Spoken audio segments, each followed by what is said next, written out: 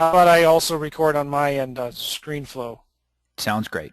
So everybody, it's Justin Lee once again, just doing the introduction. Well, actually, you guys missed the introduction. That's the advantage of being on the live version. So for those of you who are listening to the recording, sorry you missed it. All the good stuff was revealed in the introduction. No, I'm just kidding. Yeah. We're going to get going. Joe, are you okay for me to reveal your screen now?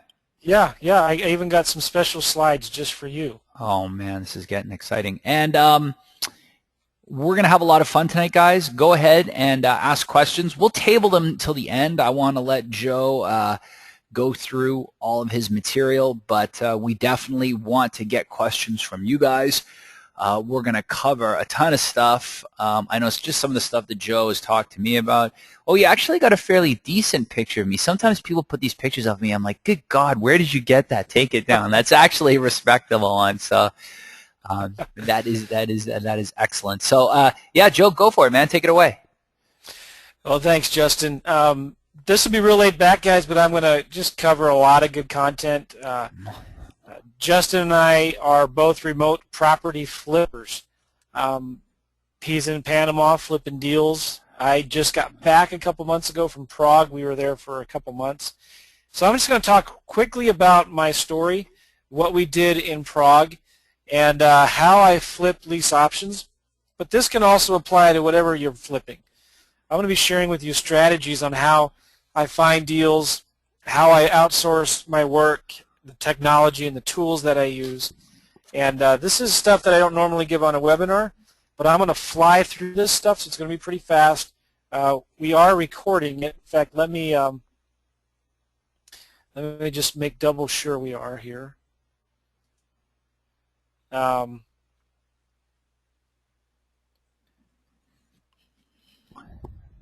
GoToWebinar does decent job sometimes recording. Sometimes it doesn't. Yeah, I find that it's either an A+ recording or it's a complete F and it's just not there. Right. And I think about 50% of the times that I gave it an F, it's because yours truly forgot to push the record button. Yeah. I can look at you with your technology, very fancy Mac. I'm turning my camcorder off if it ever lets me. There we go. And record audio from headset. Record computer audio. Say something, Justin. Check. I don't know why it's not picking up your audio. Well, I think we'll be okay with mine, so yeah. Let's rock and roll. I'll do most of the talking anyway. Yes. And there we go. All right, so this is two very good-looking dudes, and we flip properties. So anyway, a little bit about me. One of the things I was so challenged with a few years ago was, can you really travel all around the world with your family flipping properties with only a laptop? And I found out, you know what, you can. And my wife and I, even in St. Louis where I live, I still flip properties virtually here in St. Louis. I never go see the house. I don't go meet the sellers. I don't go take pictures. I don't take calls from tenant buyers. I've outsourced literally 95% of my business, approximately, to virtual assistants, to local realtors who do all of the work for me. And I just love creating systems, getting the marketing out, in spite of me, without me, and just getting it out the door. And by the way, I'm playing Mr. Mom tonight. My wife went to help out with some stuff at church, so I may have to tell my kids to be quiet or something. How young is your youngest? 1. Here's a picture.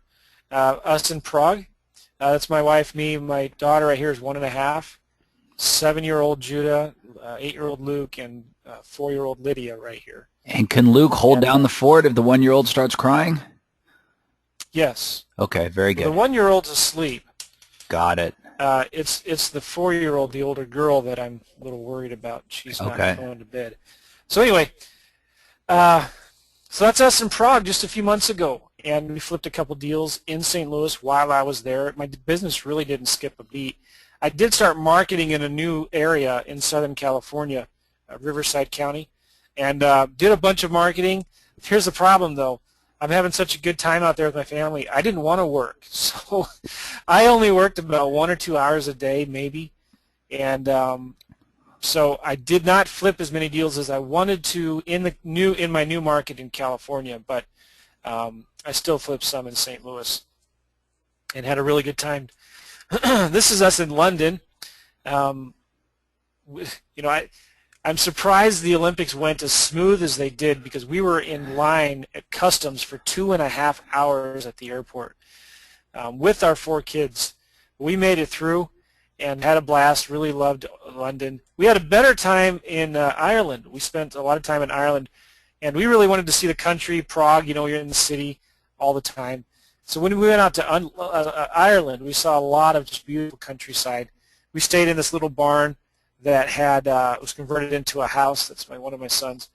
And, there were some cows grazing in the fields, sheep everywhere, and the ocean right over the little hill. It was gorgeous. We loved it. And that's our 1-year-old, our youngest.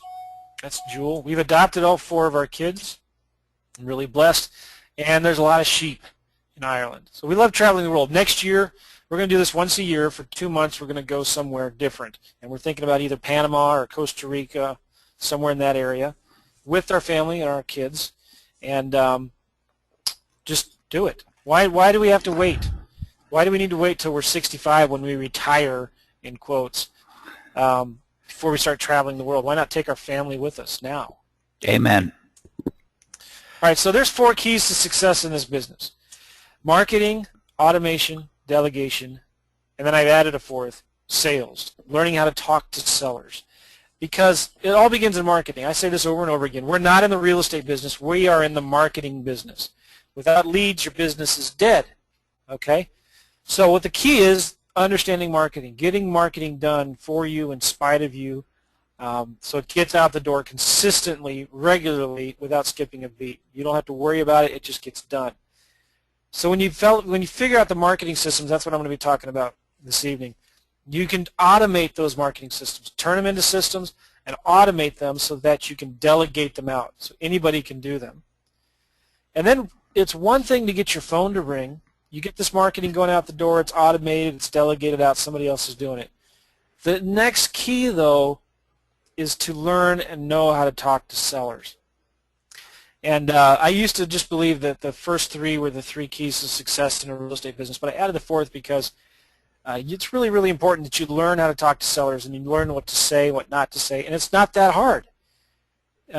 My script is really simple. It's just a series of 6, 7, 8 questions.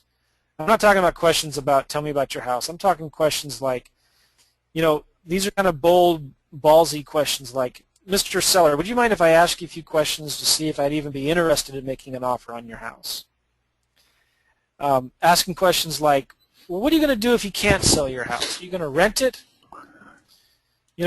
Questions like, I used to spout off all the benefits of what I can do as an investor, but now instead I say things like, look, Mr. Seller, what if I could do this and this and that? That wouldn't be of any interest to you, would it? It's okay to say no. I'm quick to fire the sellers. I can go on and on about the best way to talk to sellers, and it's important that we learn that stuff. All right, marketing by the numbers. This is really key to everything I do, and I do this with all of my students.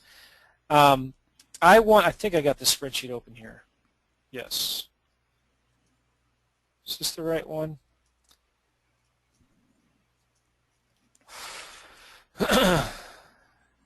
Let me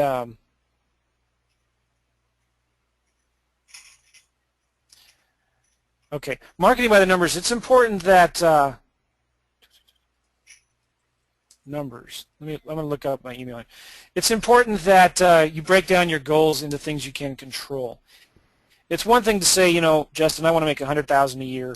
Well, that's $8,300 a month. Let's just say your average profit per deal is $4,000, just being real conservative. That means you need to do 2 deals a month to make your goals. But you can't control that. You can't control that you're going to do 2 deals a month or you're going to make $100,000 a year. All right? But you can control how much marketing that you do. And this is something I preach on all the time, and I I break down my goals into things that I can control. So you need to know, how many sellers do I need to talk to every day? Now I'm going to break down how these calculations work, but this is working backwards now. If you want to make $100,000 a year, how much profit do you get an average per deal? If you're just doing wholesaling, let's say, or you're doing rehabbing or whatever, and if you know you have to talk to 25 sellers to get one deal, and you want to do 2 deals a month, you need to talk to 50 sellers a month. All right, but you still can't control talking to 50 sellers, but you can control if you know the average response rate of your postcards, or your average response rate of your Craigslist marketing is 3%, 15%. Then you know how many postcards you need to send out, and then you know how much Craigslist marketing you need to do. What I'm talking about now is creating goals that you can control. Every day you know you need to do X, and every week you need to send out Y, and etc. And that should get you to where you want to be. Those are things you can control. So I have in here. Did you find it?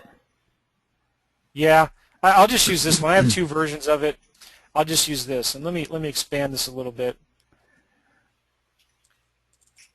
All right, this is what I do all the time for myself, with my students, and what it is, I call it marketing by the numbers. And let's just say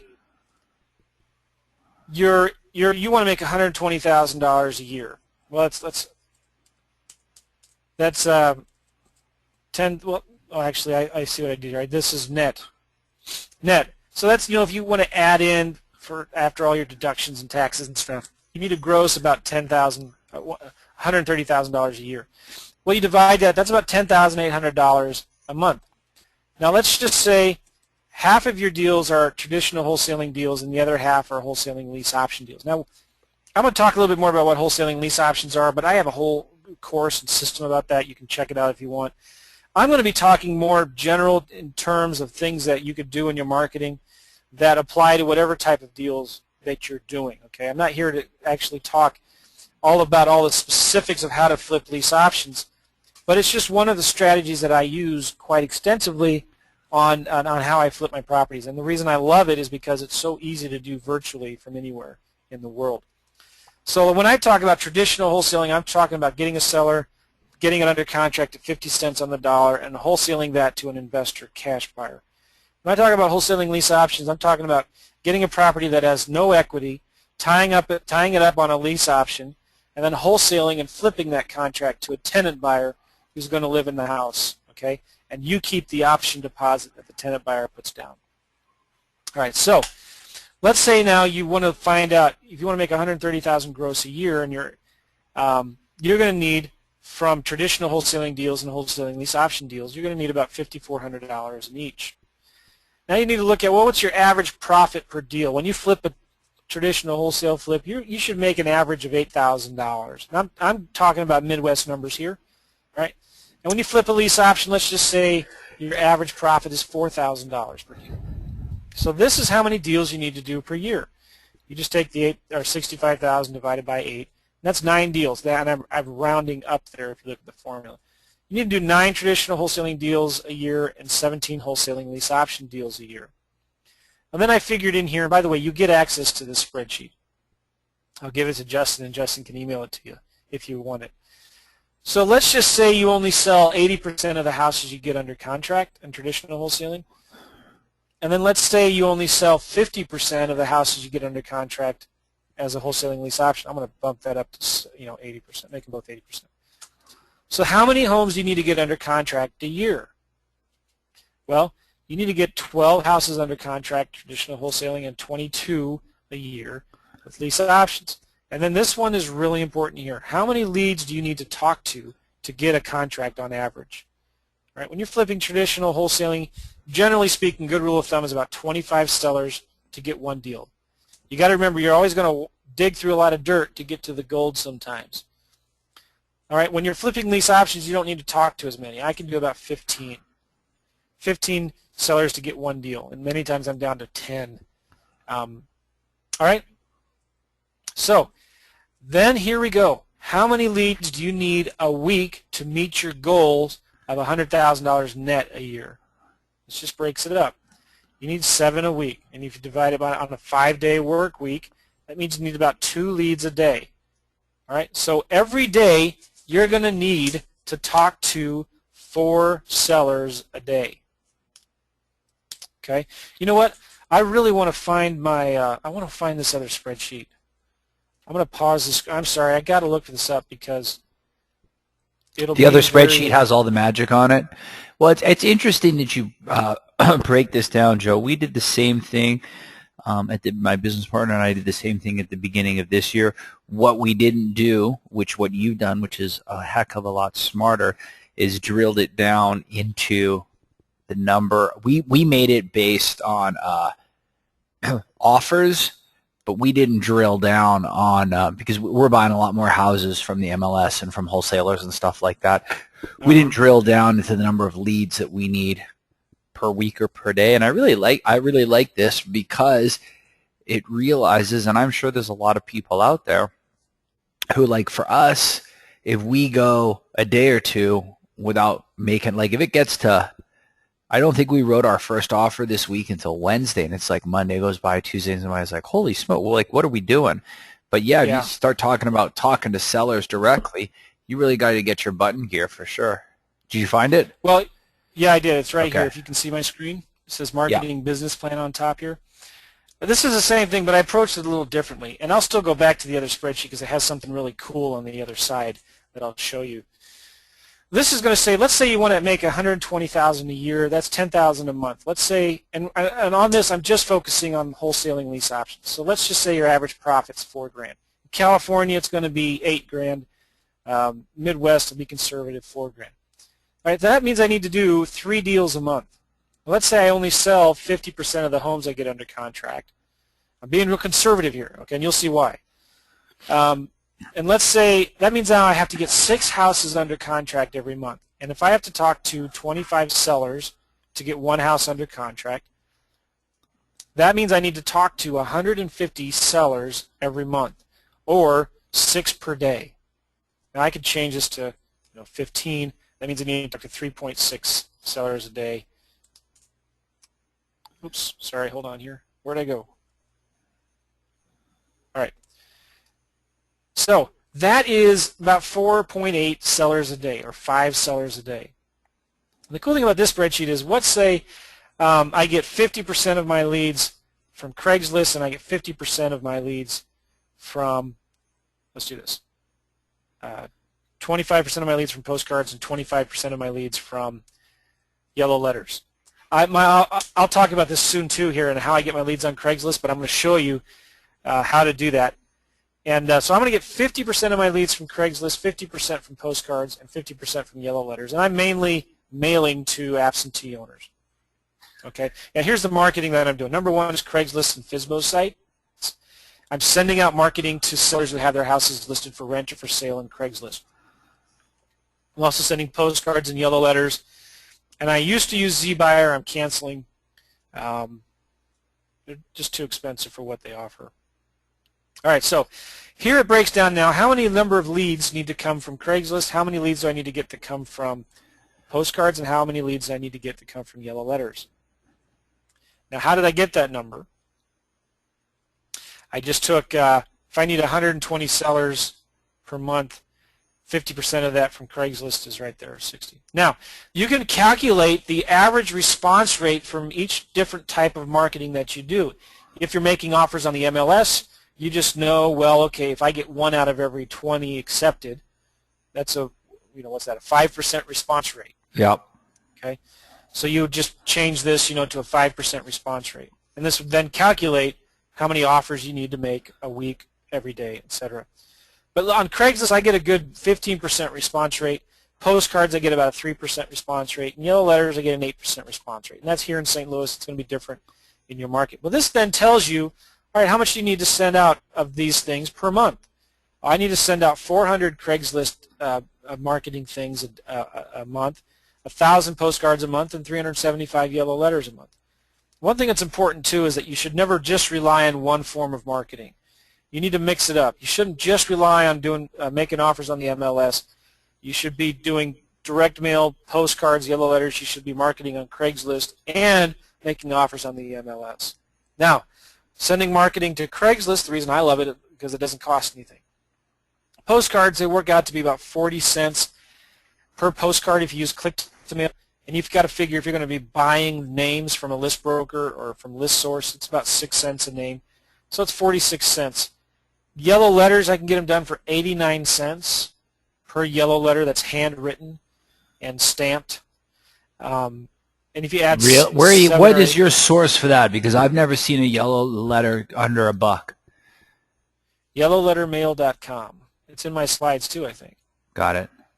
Yeah, I'll go over that in a minute. So yellowlettermail.com, and you got to use my coupon code. My coupon code is Joe space McCall, just like that. Hold on, I'm going to type this into the chat so everybody's got this info.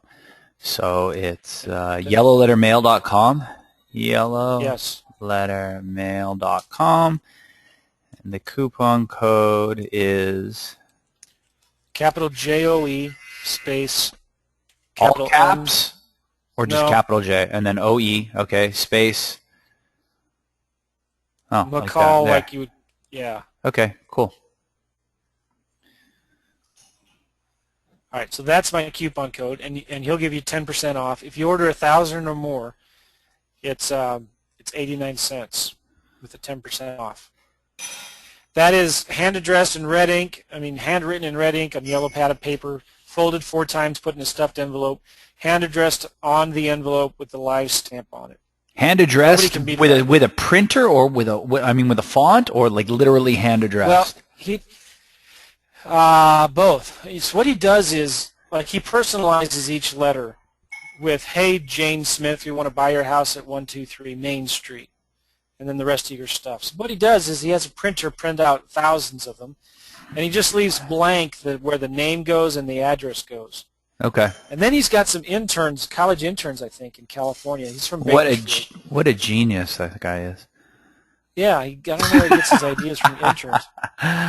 He's got these interns that will handwrite the name of the seller and the address into the letter, and then will also handwrite on the envelopes. So I don't think they print on the envelopes. They handwrite the envelopes. A good buddy of mine, Justin, just sent out 33,000 yellow letters. Do I know this maniac? Yeah, it was Sean Terry. Oh, okay. Maniac. He is. He's crazy. It's just sent out 33,000 yellow letters with this guy at Yellow Letter Mail to Phoenix. You mean that's 33 grand? Yes, it is. Or whatever 90% of 33 grand is. Can you believe that? Now, here's the crazy thing. He sent it all at once. I'm like, what are you doing?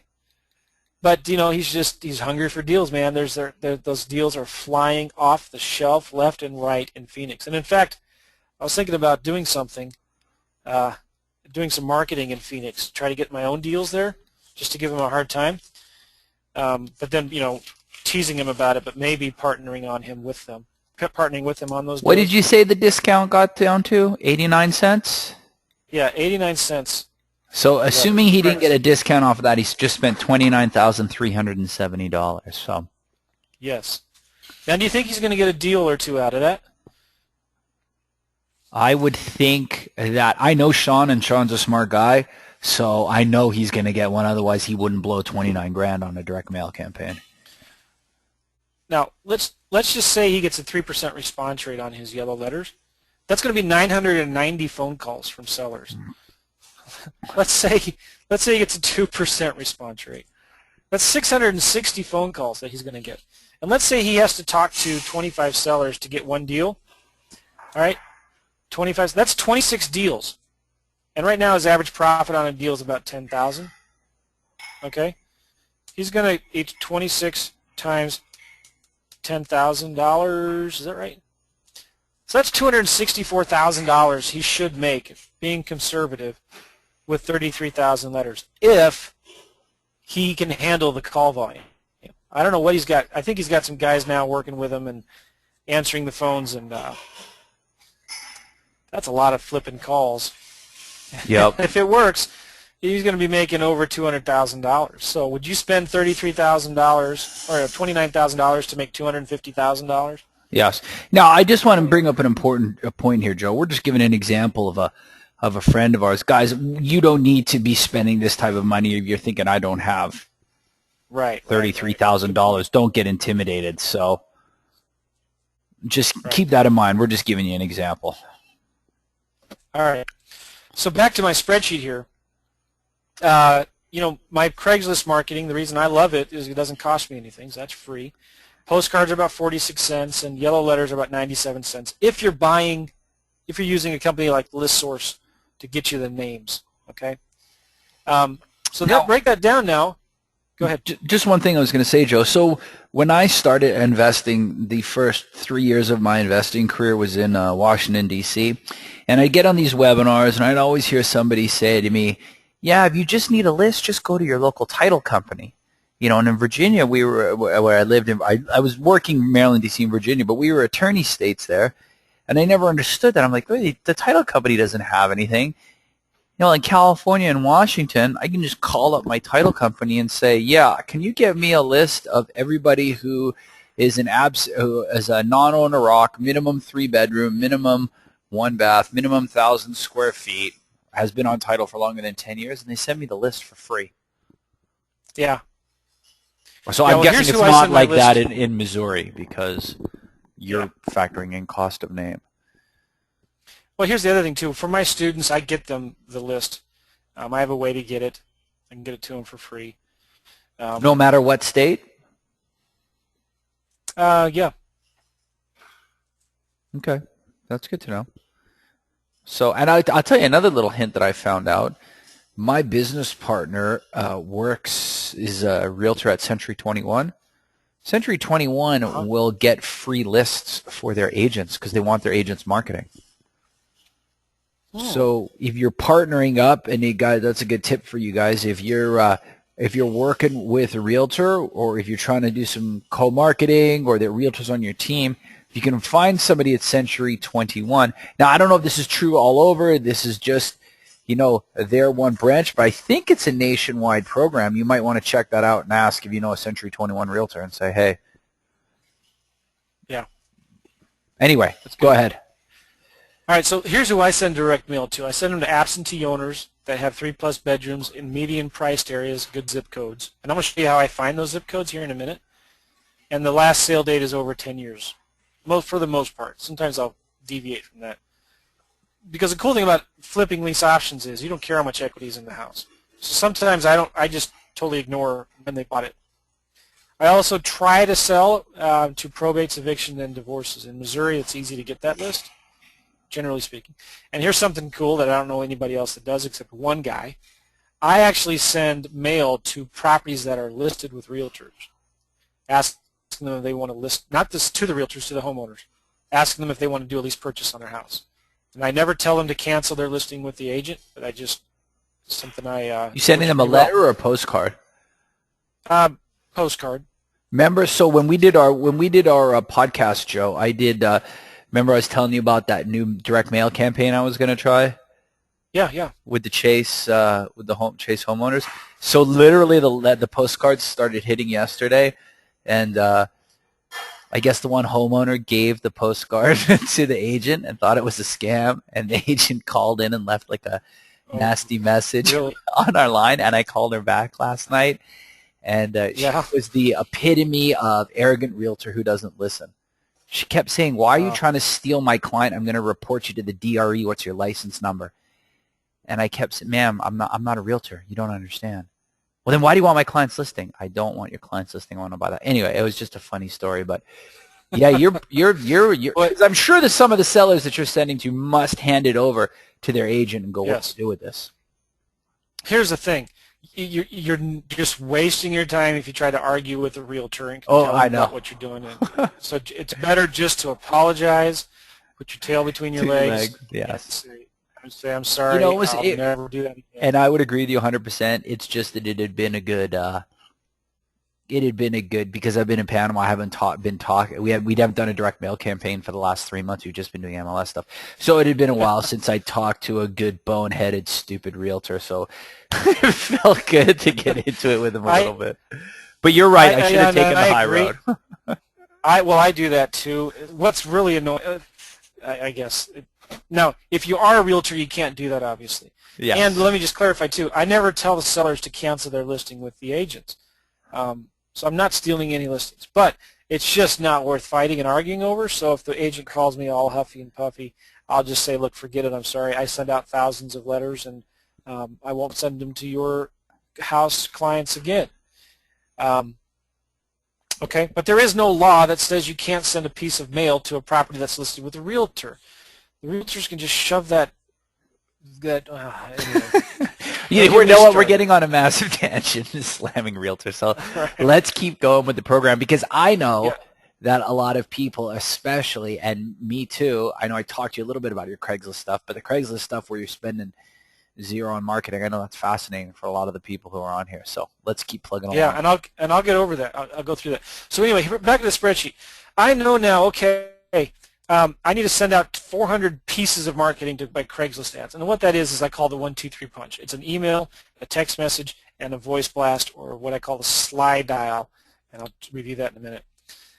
So I know now, okay, well, if I want to work a 20-day month. Hold on, Joe, one sec. Just tell everybody again what that 1, 2, 3 is, of how you're hitting them. Oh, yeah, I'll cover that again. Okay, sorry. Yeah. Go ahead.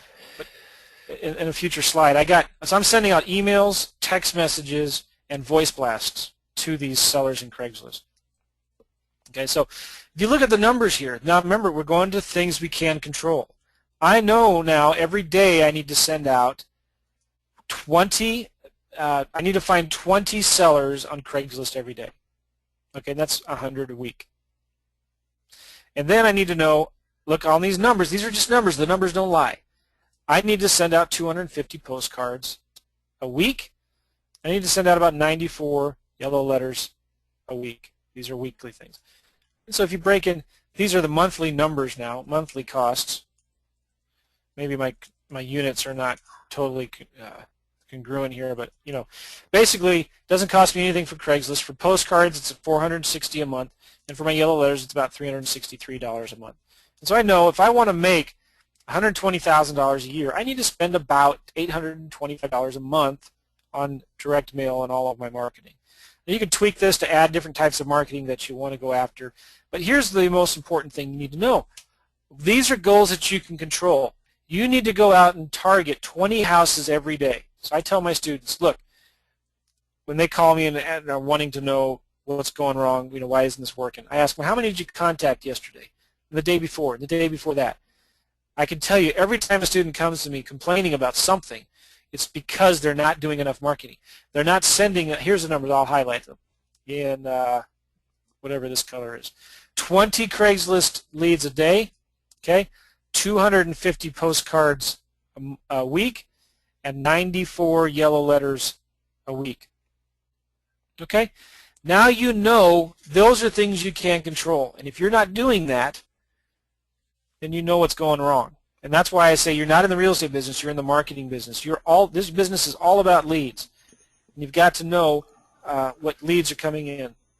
My other spreadsheet here, I just don't have time to go through that, but basically in this other spreadsheet that I have, it shows you if you're spending all of this money in marketing, how much can you expect to make? But I won't go through that. All right, back to this. Now, automation systems. Here's what I do in Craigslist. I do what's called a 1, 2, 3 punch. Whenever I find a Craigslist ad, I send out a text message, an email, and a slide dial or a voice blast. Let me show you what that is. What's that slide dial domain, or are you going to show us the site, and I'll just pop it into the chat here for everybody? I'll show that here. It is slidedial.com. Can you see my screen there? Yeah. I'll zoom in a little bit. And I just popped that into the chat for everybody as well. All right, what Slide Dial does is it lets you, 75% of the phone numbers in Craigslist on an ad are cell phone numbers. So what Slide Dial does is it lets you bypass their phone so it doesn't ring and it goes right to their voicemail. Okay, and the messages I send are really simple. It's just, hey, I saw your house on Craigslist. I was wondering if it was available for lease purchase or rent to own. If it is, give me a call. Okay, that's my lease purchase message. And this is obviously your voice, right? Yes, I record this. Now, oh, you know what? I just found another service that does this. Somebody actually told me that Southern woman converts the best. Like, hi, I'm calling about your house. Is it still available? Yeah. Can you call? You know, but anyway. Just like that? Well, that's my pathetic Southern woman voice, yeah. Yeah, I can see why that would work so well.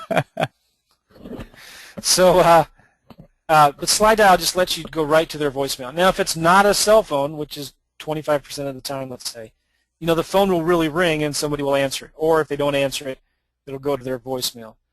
When you do slide dial, probably about 80% of the calls that you dial will go to voicemail somehow, right? I like, there's push versus pull marketing, all right? I like the pull marketing. I don't like doing cold calls. I want sellers to call me, all right?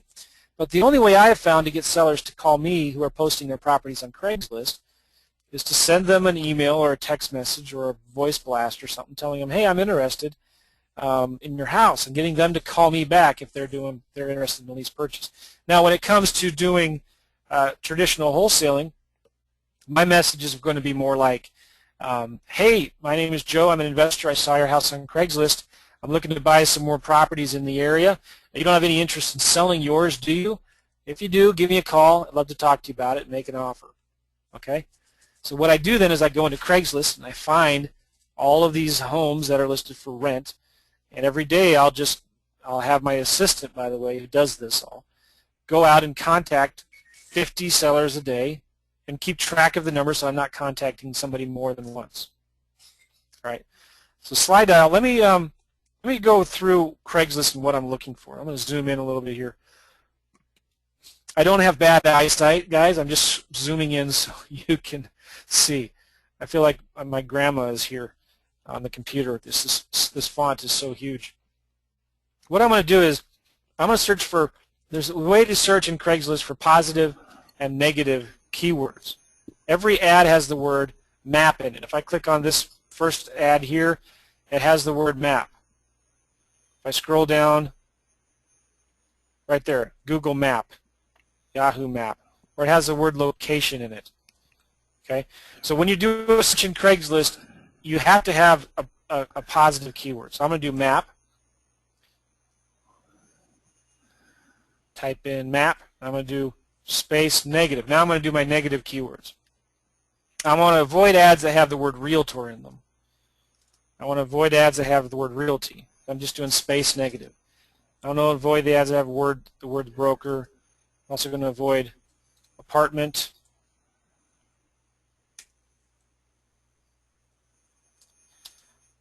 Apartments. And we're searching in housing for rent now, not housing for sale. Yes. Yeah, I should have clarified that. I'm just going to housing for rent. These are all the rentals. So that's about 5 or 6 negative keywords. You can only have, I think, a maximum of 7. And explain the logic of putting in the map. Or when you put in negatives, you have to have a positive in there as well? Correct. Yes, you have to have at least one positive. Sense. Okay. Now, by the way, if this doesn't make any sense, just click on the help up here and do a search for keywords or negative, or yeah, just do a search for keywords and it'll show you. Okay. So now I have to have a positive keyword, and every ad has the word map in it, so that's why I'm doing that. Now I want to put in all the words I don't want. So if an ad has the word realtor in it, it's not going to show up. Now this isn't going to take out every ad that a realtor has, but maybe in your area realtors are required to put their DRE number, right? So maybe you can exclude in here any ad that has the word DRE in it. Okay. Are we going to put in negative for DRE then? Yeah, you do negative DRE, just like that. There we go. I think in California I see a lot of ads that have that. They're required to put their I think so. Yeah. So if you can exclude that, just do it. But remember, you're only limited to about 7 negative keywords, or else what happens is Craigslist will show you 10 pages of results, but will only let you look at the first page. All right, so I'm looking. I'm doing the wholesaling lease options route. I'm looking for lease options. I'm looking for nice houses in nice areas. So in St. Louis, I want homes that are over $1,000 a month in rent, and I only want 3+ bedrooms. Okay, now I'm going to click search, and it's going to give me 718 ads here. And if I go to page 8, it goes back to July 4th. I was just looking at some deals earlier today in Phoenix, I think it was, or San Francisco, and there are probably 10 times as many houses in the Bay Area than there are in St. Louis. So maybe that's, 718 is not enough. I could always just change this to 900 a month in rent, and I could still get a decent home for 900. I'm looking 3+ bedrooms. So this automatically, just by doing this keyword search and the minimum rent and 3+ bedrooms, I'm eliminating, I don't know, at least half of the junk that's out there. Now, just out of curiosity, why did you click back to page, well, it was page 8 this time, you click page 9 to see how far back it goes? What's the logic there? I wanted to see how many. You're just curious? Right. Okay. Because this tells me, since July 2nd, I don't have a whole lot of houses. Like when I clicked on page 9 or 10 in the Bay Area, yeah, it was still on yesterday's date. It was like August 15th on page 10, and that tells me there's a lot of properties there, which is good. So, if I really want to crush it there, I'm going to be doing 100 a day instead of 20. So now all I do, and by the way, my VAs do this, but I'm showing you how to do this so you can learn and train your VAs, right? Every day I go in and look at each of these ads, and I'm looking for a house that doesn't look like it's been posted by a realtor or an investor or a property management company. And this one, I don't know, maybe it is. It's got a soldfast.net, rent a home, Cool Meadows. I don't know, I may still, so what I'll do is I take this phone number, I copy it, and I put it into a spreadsheet, okay? And I have a spreadsheet in Google Docs, and I have this little trick that will tell the VA if that phone number is a duplicate or not, if we've called them before. So I just copy and paste that number into a spreadsheet. This one has a generic Craigslist email, so what my VA does is you got to be real careful. You can't send like 500 emails from the same email address that are the exact same emails to an anonymous Craigslist email, because Craigslist will start blocking them and then flag your computer and right. flag So your IP address. How are you getting around that? All right, I write about 5 different emails. They're all completely different, and I have my VA that has 5 different email accounts, a couple with Gmail, a couple with Yahoo, and one with Hotmail or whatever. And so every day she just starts sending about 20 emails, not a lot, to different ads. And sometimes what I'll do is, if the ad does not have a phone number, I have her email that ad. So if this one has a phone number, so I wouldn't email them. But if the ad does not have a phone number, she sends them an email. I probably wouldn't send an email to this one. But every day she sends it from a different email account, and she mixes up the messages. So on any one day, only 4 of the same email will be sent. And then, she just mixes it up. You just got to be, don't overkill it. Don't do too much. Craigslist will find you and flag your computer and make your life miserable. I have a love-hate relationship with Craigslist. I can't tell you how many times I've tried to post really serious, legitimate stuff, and they keep on flagging me and ghosting me, and I can't get it on unless I can only post an ad in Craigslist if I do it from my iPad with another account that I've created. Anyway, so that's a house. I go to the next one. This is a 3.5 bedroom, 2.5 bath in a good area in Florissant. So just to clarify, Joe, if there's a phone number, you're using slide dial to call them. If there's no number, you're popping them an email. You're not doing both. Yes. Okay. So I'll have a Google Doc spreadsheet, and my VA just copies and pastes the phone numbers in there. And I'll show you next how I send them text messages. Okay. And I also do voice blasting. That's a little more tricky, but slide dial is really cool how slide dial works. This one does not have a phone number. And it's interesting, they say rent to own option open to discuss. So I'll send this guy an email and go back to the next one. beautiful house for rent, etc. Here's a phone number. Oh, this is great. They give their regular email, not the Craigslist email. So I'm going to do all three to this one. I'm going to send them an email, I'm going to send them a text message, I'm going to send them a slide dial. And this is a nice looking house, and it's kind of skinny. All right, so I'm going to send them, this is a good area, 1150 is a good rent, decent rent for this area. I could make it, they probably would want to sell this thing on a lease option for $150,000. I can make a good $4,000 on this house doing a lease option on it. So these are nice homes in nice areas, okay? And how do I know they're nice? Well, because my minimum rent is $900. I can guarantee there's not a house in any really bad area that rents for $900 or more a month. Okay. And obviously, obviously, based on where you guys are, you're going to need to adjust that number up or down. Right. In San Diego, we'd probably put a 1 in front of the 9. Yeah, 1,500 maybe. All right, how do I send text messages? Glad you asked. Google Voice.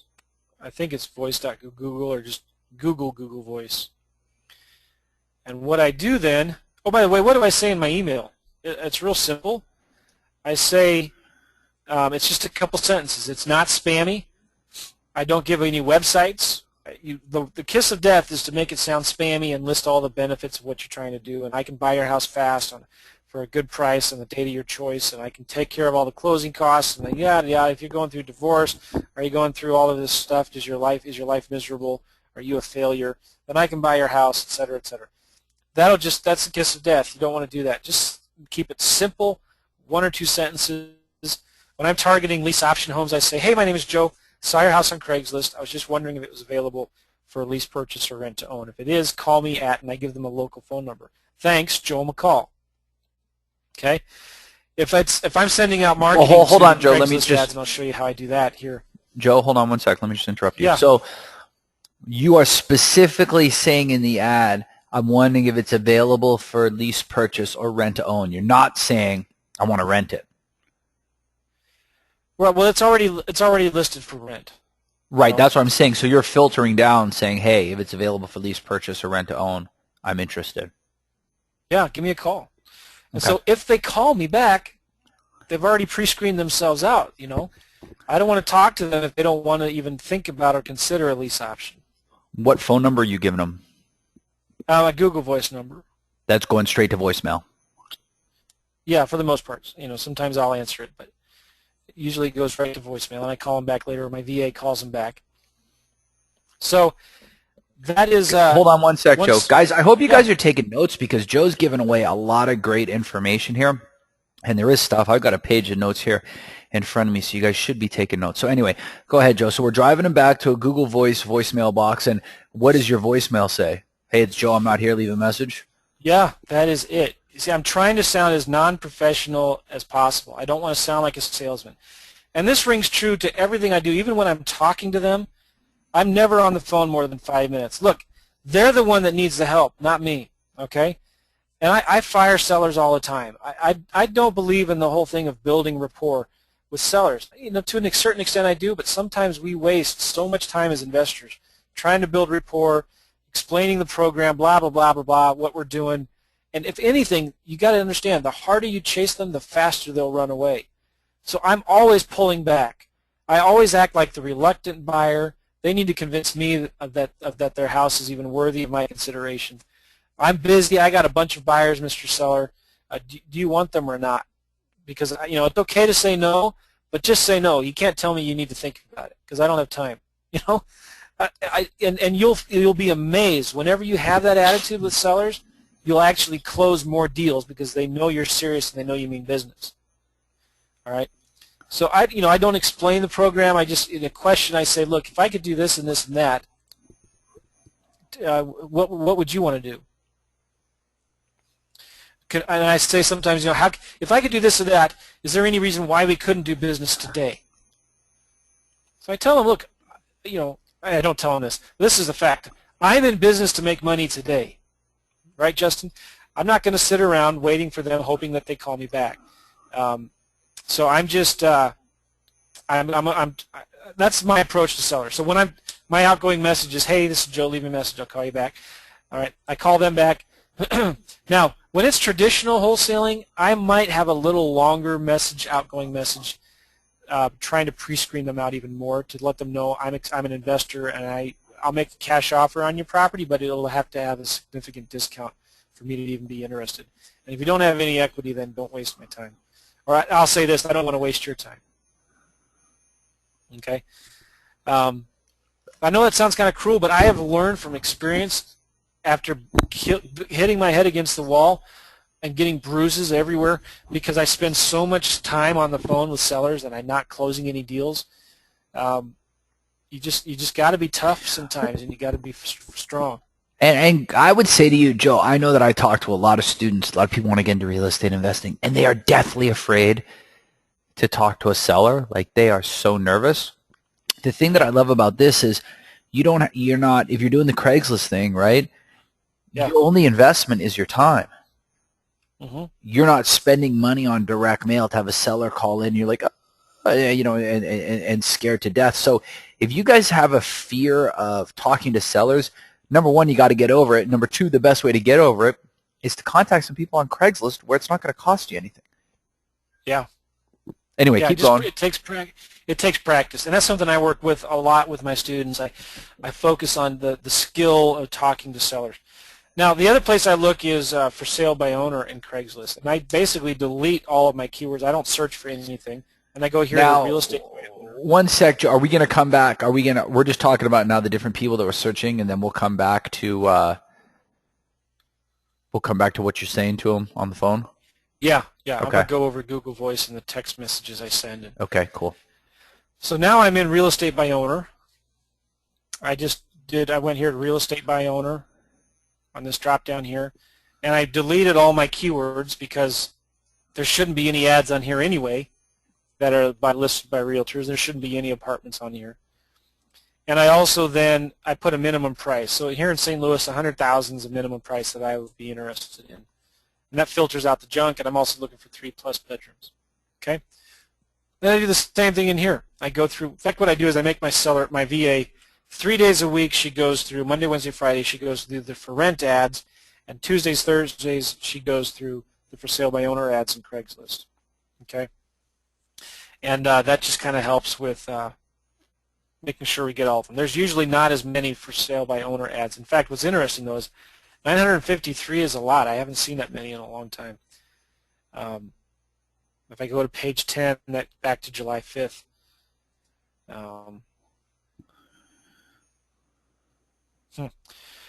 Okay, so now I've got a list every day. What was our number in the spreadsheet? 20 every day that I needed to contact. Oh, that silly beach ball. There we go. 20 a day, right? Now I've got 20 phone numbers. Maybe I got 5, 10 emails. So what I do then is I go to Google Voice, and you get a Google Voice account for free, right? And I click here on this text button. I paste. You can paste up to 5 numbers at a time. I hope I don't have any personal stuff here. I'm looking at it. Maybe I'll make the screen smaller so you can't read it. Okay. Hey, Joe, I'm just doing as a point, just real quick, just as a point of comparison. I thought you might find this interesting. I have my Craigslist up while you're doing this, and I just did San Diego. I made the minimum price $200,000, which is gonna, probably relative to $100,000 in St. Louis. I only got 128 results, but what's interesting is it only took me back to August 9th.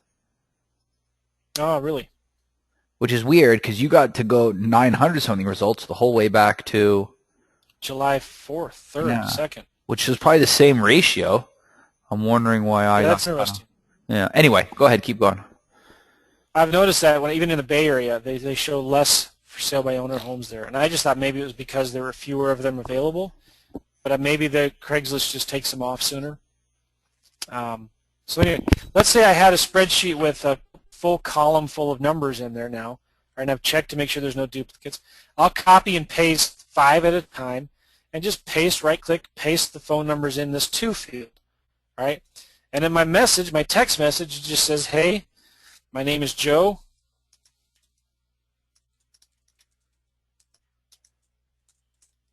saw your house in Craigslist. Is it available for lease purchase? If yes, please call me. Thanks, Joe. Oh, maybe I'll put my phone number in there, you know. And that is the message. That's the message you're sending to the for sale by owners or for the houses for rent, Yes. or both? Both. Same Yep, message. both. Okay. And see, I'm learning something new here. You can send a text message from Google Voice. Yeah. And the cool thing about that is it lets you, And it's lets them free? respond to you. Yes, absolutely free. And you can send 5 at a time. Look at that. Awesome. All right. So, and then it's just like an email, right? If they respond to that text, it's going to show up in your inbox here, and you can, when they respond, you'll see their phone number, so you can just pick up the phone and call them.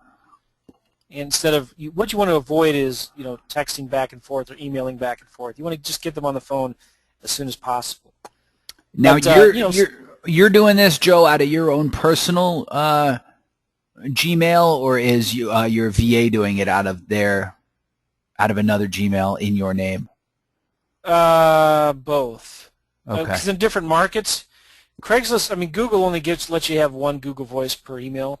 Right. Right. So usually That's what I'm saying. Go ahead. Sorry.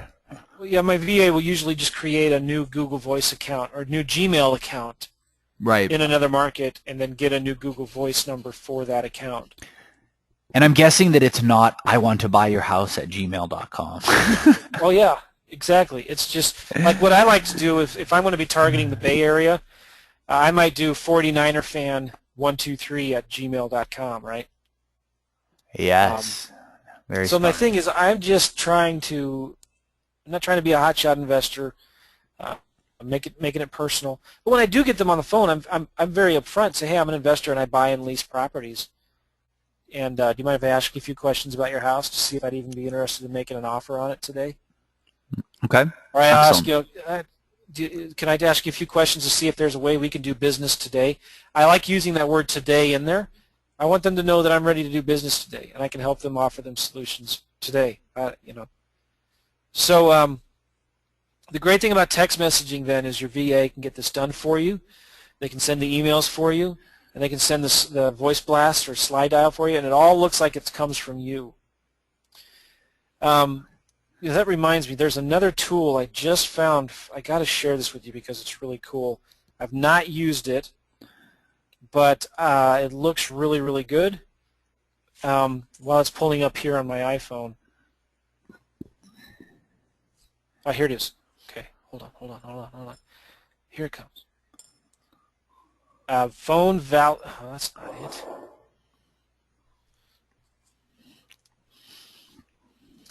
All right, so they can respond to their text message here. It has to be under 140 characters or something like that, 160 characters, and they can respond. It shows up like an email inbox in here. Okay, and there's this really cool thing I found. Voice Logic. Voice Logic. Check this out, Justin. You're going to like this. VoiceLogic.com. Yes. I just found this last night. I'm sure all their receptionists look like these guys here. And these pretty ladies, they all look like this. Yeah. At their call center. All in shape. All right, and what does VoiceLogic do for me? Okay. They can send voicemail without ringing for you, but here's what's interesting about this. There are certain laws against robo-dialing, robocalling, sending out voice blasting. It's not an issue if it's business to business, but it's kind of a gray line. If you're sending voice blasting out to a seller who has their house listed for rent, is that business to business? You could say, yeah, it is. They're in the business of renting their house. I'm in the business of renting it, buying it, or whatever.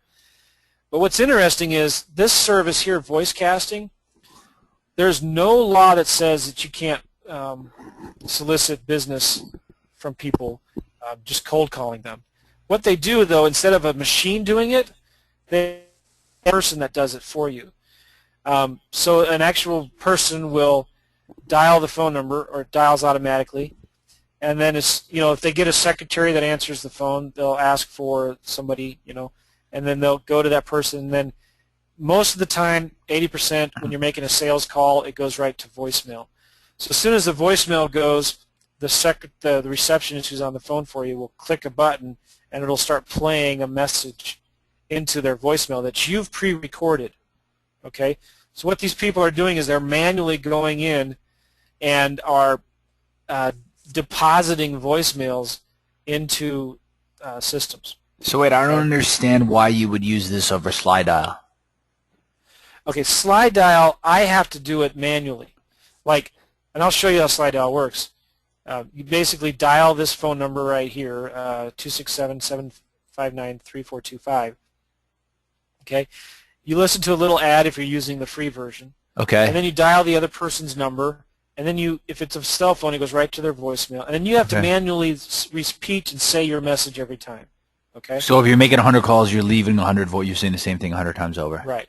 Exactly. Got it. Now, Voice Logic, the way they do it is it's called voice casting. You record your message once, okay, and somebody else does the slide dial for you. Okay? So your voice is recorded, and is voice cast, or is what's this, Voice Logic? Are they doing the whole straight to voicemail thing, or are they trying to get the person live first? No, they're trying to go straight to voicemail. Okay. Okay, it's a little tricky. Then there's also voice blasting, and voice blasting is it sends them out a live message. I use CallFire for voice blasting. CallFire does that auto dialing thing too, doesn't it? You upload the list of numbers. Right. It'll do that. The problem is, let me just put it this way. I used to teach all my students to do voice blasting with CallFire. Okay, and if you can go to callfire.com, it explains how the whole system works. And a couple students of mine called them up and said, "Hey, Joe says," well, they didn't say my name. They said, "I want to use your system. I want to sign up for it, but I have a few questions." And they said, "Okay, great. What are you doing?"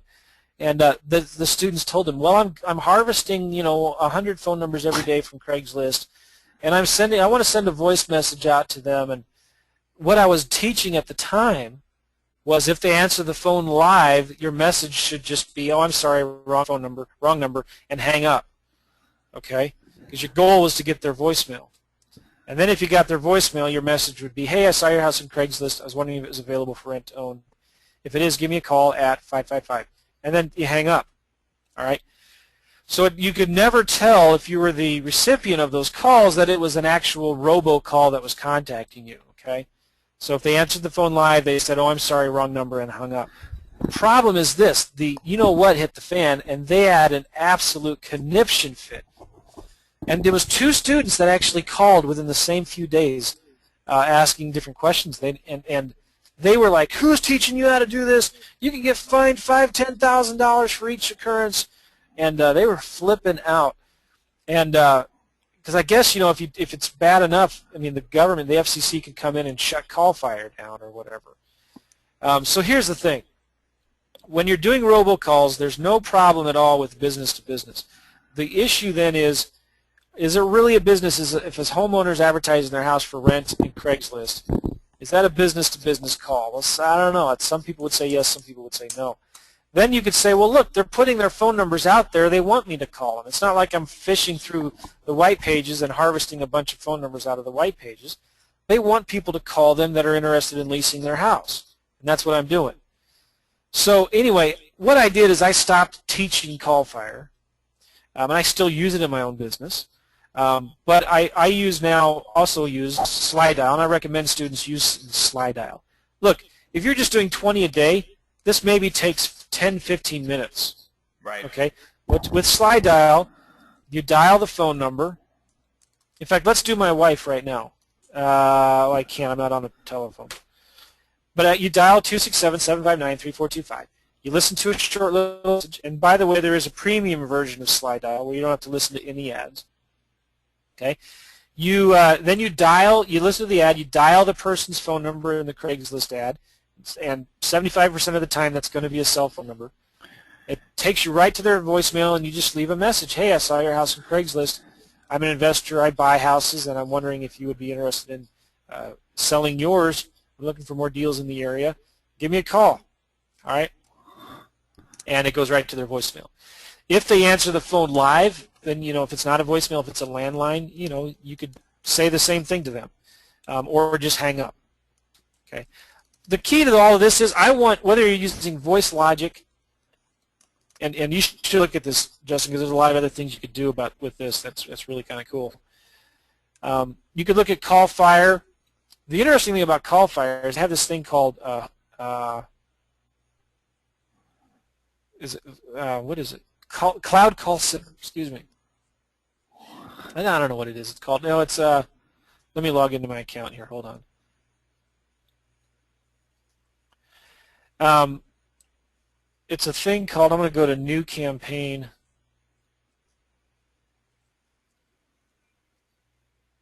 New campaign. Oh, it's called auto dialer. This is really cool. What you can do, if you look at somebody who's doing a ton of phone calls. Yeah. And by the way, let me say this. I had a friend, kind of a student, but more of a friend, who was living in India, Justin, flipping 5 to 7 lease options a month in Chicago. And all he did is he had telemarketers in India that were calling about 100 to 120 sellers every day in Chicago, asking if they wanted to do a lease purchase.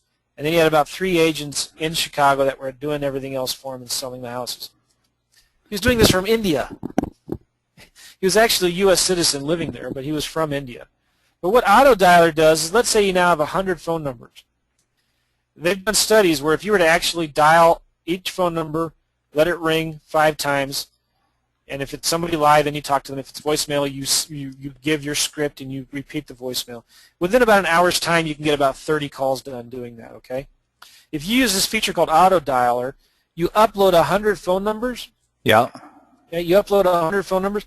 What it'll do is it'll start dialing one at a time, okay? And as soon as if a voice answering machine answers, it automatically leaves the message and starts dialing the next number for you. So it automatically starts dialing these numbers. And so you can have your telemarketer or your VA use this, and instead of calling only about 30 in an hour, you could literally triple that. How is it leaving the voicemail? How is it leaving the voicemail? Well, you pre-record your voice. Got it. Okay, so it's like it plays an MP3 of your voice or whatever. Exactly. Okay. But then it automatically starts dialing the next number for you. Right. And if it gets through to them live, it connects you, and you talk? Yeah. Okay. So is your strategy, though, not first you want to go straight to their voicemail and then have them call you back, correct? Or does it just depend, like if you have a VA doing it? Well, especially if I have a VA doing it, right? I want to get their voicemail. I want to leave them a message. And when I use Call Fire or when I use Voice Logic or something like that, it's my voice being left on their answering machine. Right. Okay. When they're sending a text, it's a text coming from me. Now, with Slide Dial, you're going to need to get in a VA that has a male voice or something, And I have VAs. I have 4 or 5 of them right now who have excellent English that are doing a lot of marketing for our students. And you can't tell they're from the Philippines. There's just no way. They're that good. And they use Slide Dial and leave messages for our students that we're doing marketing for. Theoretically, couldn't your VA have an audio file of you and just hold the phone up to it and hit play on your computer? I guess, yeah, but it's a lot easier, when you can. We do a lot of Call Fire. I got $600 here in my account with them. Yeah. Okay. Well, I think I was just going to say we've covered a ton about phones. Do you want to get into how we're actually flipping them? Because otherwise we could talk about phones all night long. But this is key. This is all about marketing. Oh, I agree. And any 100%. VA can do this for you. No, leave it open, please. Any VA can do this for you, and all this marketing looks like it comes from you. Okay. Well, by the way, let me just share with you, and this is important. Let's say you're just doing, you're doing, you want to do traditional wholesaling with Craigslist. I've been talking mostly about lease options. What I'm going to do is I'm going to do the same thing here. I'm looking for traditional wholesaling, so I'm looking for the junky properties that I can wholesale to an investor or a rehabber, right? Okay. Not junky, but not high end. What I'm going to do is I'm going to do a search now for all of the, I'm in apartment housing for rent. I'm looking for houses that have the word map in them, which is all of them, and that do not have the word apartments, community, like there's a lot of community, whatever, and maybe I'll get rid of broker or realty. All right, now I'm going to do a maximum rent of maybe $900 a month. Let's do $800. Okay, and now I'm going to include, I don't care if it's a 1 or 2 or 3 bedroom, right? Okay. All right, so then I just leave that blank, hit search, and I'm going to get a ton now. There's a ton of them in here. I wish there was a maximum bedroom and maybe only go after under 3 bedrooms. But so here we are. Now I got a bunch of these are junkier homes. Here's a 2-bedroom house that's ready for rent. Do you think any of these landlords might be motivated? Their house is vacant. It's probably been vacant for a couple months. That's why they're advertising for a tenant. A lot of these guys are busy. They just want to get rid of this stinking house. They don't know what to do. And you contact them. Your VA sends them a message from you saying, hey, I saw your house on Craigslist. I'm an investor. I'm buying more properties in the area. And I'm wondering if you had any interest in selling it. This sure beats driving for dollars and looking for rent signs in people's yards, isn't it? Yep. You're now going to the source. And the cool thing now is your VA from 5,000 miles away in the Philippines can do this for you every day. And what is the voicemail message for these people? It's just, hey, I saw your house on Craigslist. I'm an investor, and I buy properties. I'm looking for more deals in the area, and I was just wondering, you don't have any interest in selling your house, do you? Or you referencing you don't have any. I wouldn't say house because maybe it's a multifamily. I would say you don't have any interest in selling your property, do you? If you do, give me a call. I give my phone number. Okay. These are landlords who have rental properties that are vacant. Now what you could do is you could go in and maybe just target all the old ads. So you go to page 10, which is interesting. See, these are August 5th and 6th. So you could start at the end and work your way backwards, Here's a 1-bedroom for $400. This is probably a multifamily. You can get great deals on multifamilies. Okay. By the way, I didn't even talk about this, but I have a scraper that will scrape all of these ads for me every day and give me into a spreadsheet all of the phone numbers and emails and everything. There's programs that you can buy that do that for you. I just found somebody on Odesk that can scrape Craigslist for me. He built this script that scrapes Craigslist for me. It only cost me about $40. And I know guys who are selling this stuff for like $1,000. Wow. I got a guy on Odesk that built the scraper for me for $500, I'm sorry, $40. And it just goes through, and I can't show it to you because if I showed it to you, I'd have to give you the link, and I just can't let anybody else use it. It's my own special scraper, but it gets all of this stuff for me. And there's programs out there that'll do this for you if you don't want to get one built on your own. All right, so now there's a bunch of single-family homes here, multifamilies. And I'm looking for the ones that investors might be more interested in, the ones that rent for $600, $700, $800, that I know I can get pretty good discounts for. So in San Diego, you might want to target homes under $1,500 a month. You know what I'm saying? Yep. Okay. We were talking before about Sean Terry in Phoenix sending 33,000 letters. You know what? He's not doing this to Craigslist. And so I was thinking about getting my VA and sicking my VA on Phoenix Craigslist and doing a bunch of marketing to landlords and picking up some deals. There's some hot markets right now in the U.S. Phoenix is one of them. Las Vegas, Florida, parts of Florida, San Diego, Southern California. So you got to do everything you can, and sometimes direct mail is just not enough. All right, so I track all my leads in Google Docs. I also use FreedomSoft. There's a new cool software that I'm really excited about, Justin. It's called REI Black Book. You I were telling me just about got, this the other day. I Yeah. saw a demo, yeah, of it a couple days ago, and I like it a lot. Like, I'm going to start using it. So my VAs will send, after we talk to them, they'll send the follow-up emails. And I also use DocuSign to sign all my contracts online. All right. What does my marketing say? I already said this. Hey, I saw your house. Is it available for whatever? You know what else? By the way, if you're doing short sales, I don't know how this guy does it, but what he does is he gets a list of notice of defaults. Did I tell you this? He gets a list of the notice of defaults, and then he gets the names, and he looks them up in Craigslist and Facebook.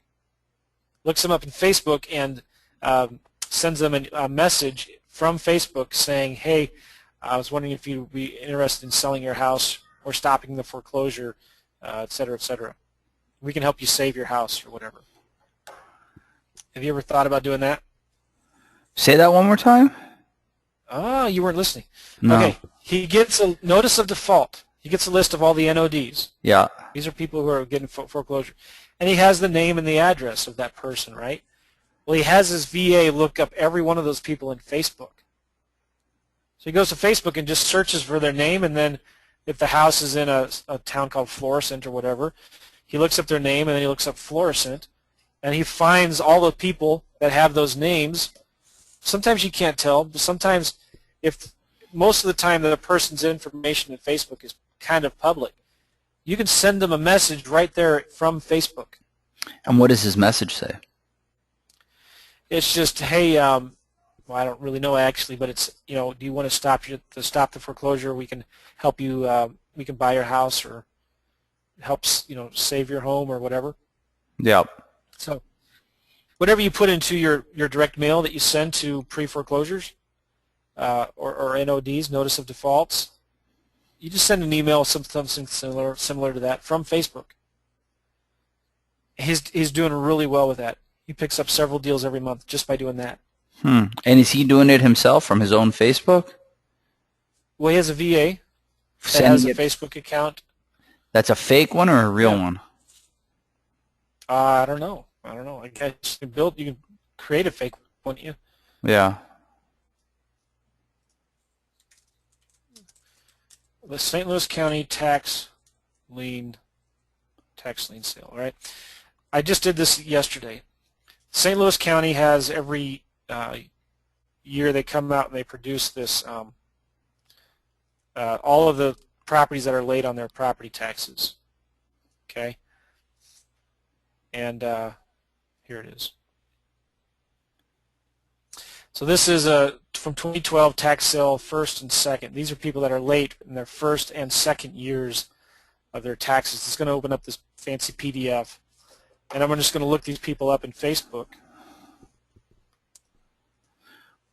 So this is just another list that you're hitting up on Facebook. Yeah, this is another list that I like to send direct mail to. Okay, this is St. Louis County tax sales. All right, and I'm just going to find one here. Let me look for a name that's, I just saw it here. Piven, Margaret Piven. This is the lady who has a house in Florissant, which is a town nearby. I'm going to copy that name, and she owes about, well, she only owes $112 in property taxes. So let me open Facebook up. I'm just going to do a search, put her name in there. Sometimes these people are elderly, so they don't have a Facebook account, right? That's what I was thinking. So I'm gonna do. Margaret Piven sounds like she's 78 years old. Yeah, there's nobody in there. All right, but you have a Well, VA what you do, right? actually, Josh, I don't know if you know this or not, but do you still have her name in the search bar? Yeah, click on the left on people. Here? Yep. And search for her up there. Oh, okay. So, well, if you get a match of a name, you click on people, and then you can type in the city name. Oh, yeah? Do you know what I mean? Like put in Fred Smith or like a common one, even though they might not be on that list. I'll just show you what I mean. Or here, who? Frank Thomas. Wasn't that guy in there? I didn't see it. Frank Thomas? Yeah, it was a Frank Thomas. Okay, now click on the left or on people. Now you can type in their location in there. So where was that Frank? If you go back to your list there, where was Frank Thomas's address? It isn't Florissant. Yeah, so no, Sure, he's not Frank. there. Oh, right there. I did this yesterday, and I actually found a couple. Or is that people Thomas Frank? No. Anyway. Yeah, no, it's an interesting strategy. You have a VA do this. You're not going to get everybody. Sure. But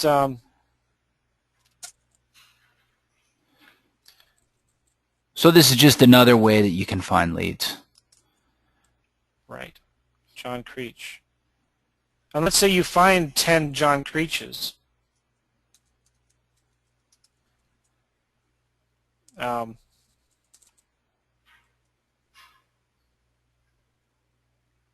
Yeah, I'm striking out every time here, so maybe this isn't a good idea. But apparently it works really well for this guy. And you know, one thing too, you got to remember, a lot of these people who have delinquent taxes, they're elderly. They don't have a mortgage on these homes, so they're free and clear. That's why they don't escrow taxes. And but they're you know, these are great properties to send direct mail to.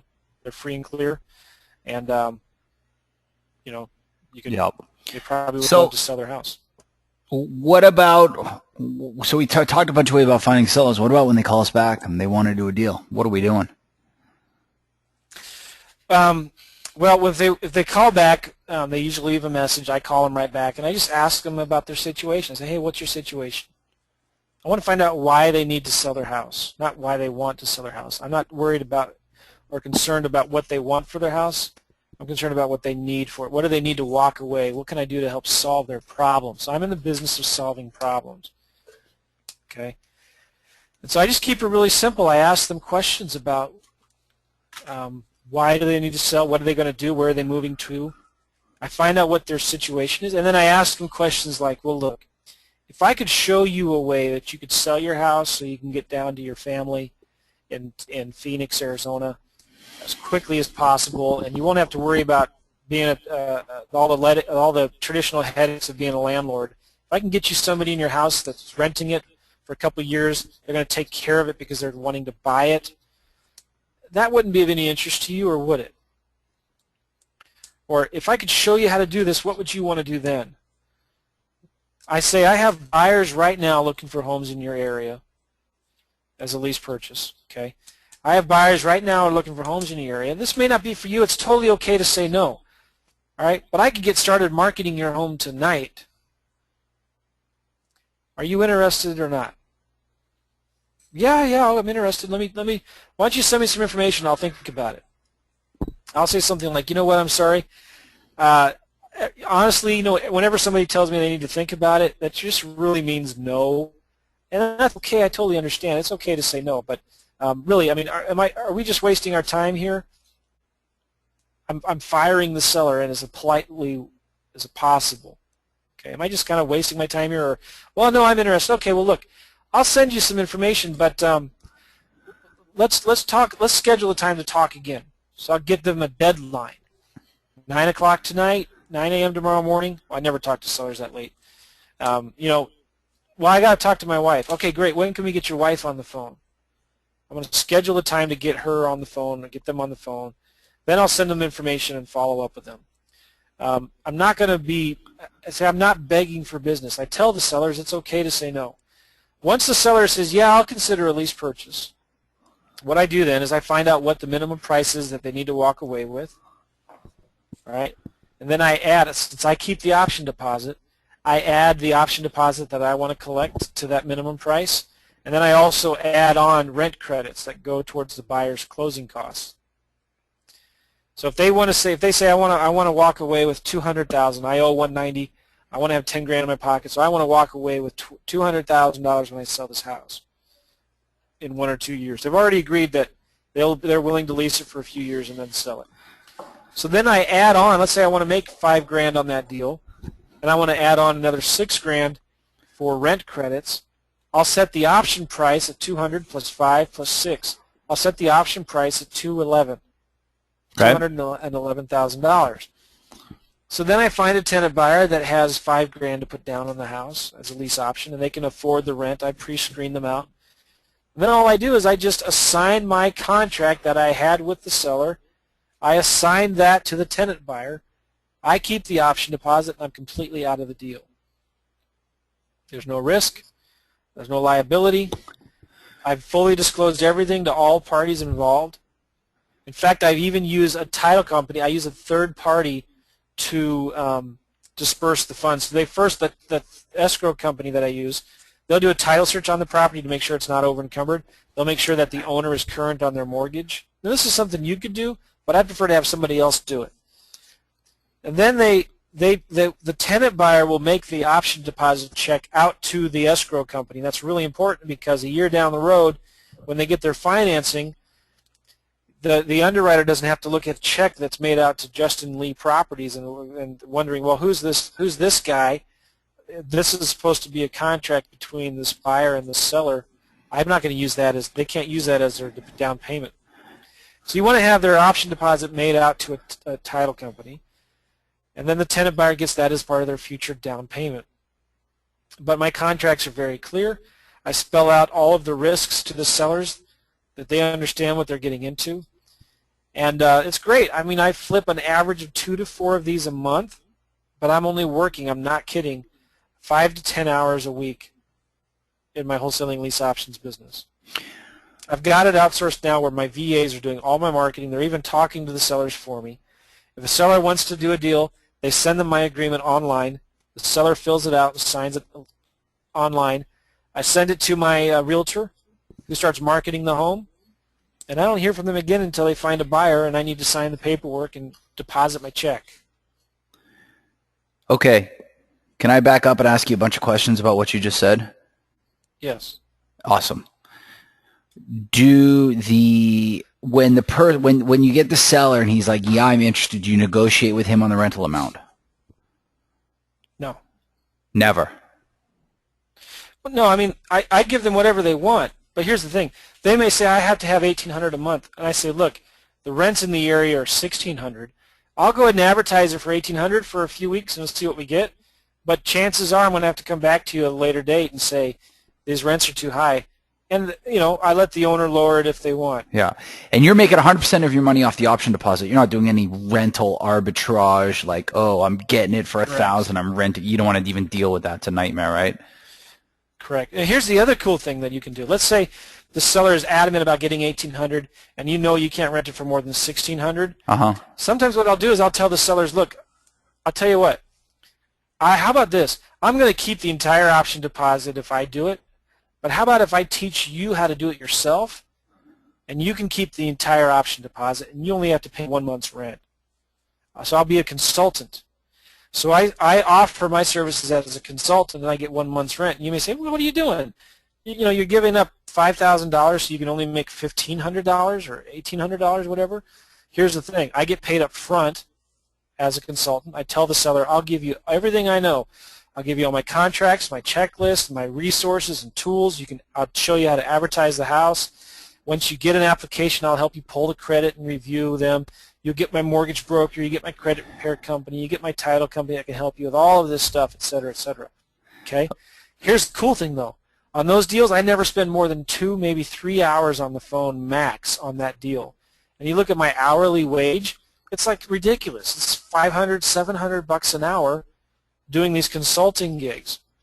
But if this is a house that I know is going to be hard to sell, I'm not going to get much interest in it, and maybe I'm just too busy, I'll say, look, Mr. Seller, I can help you do this, and I can save you a lot more money.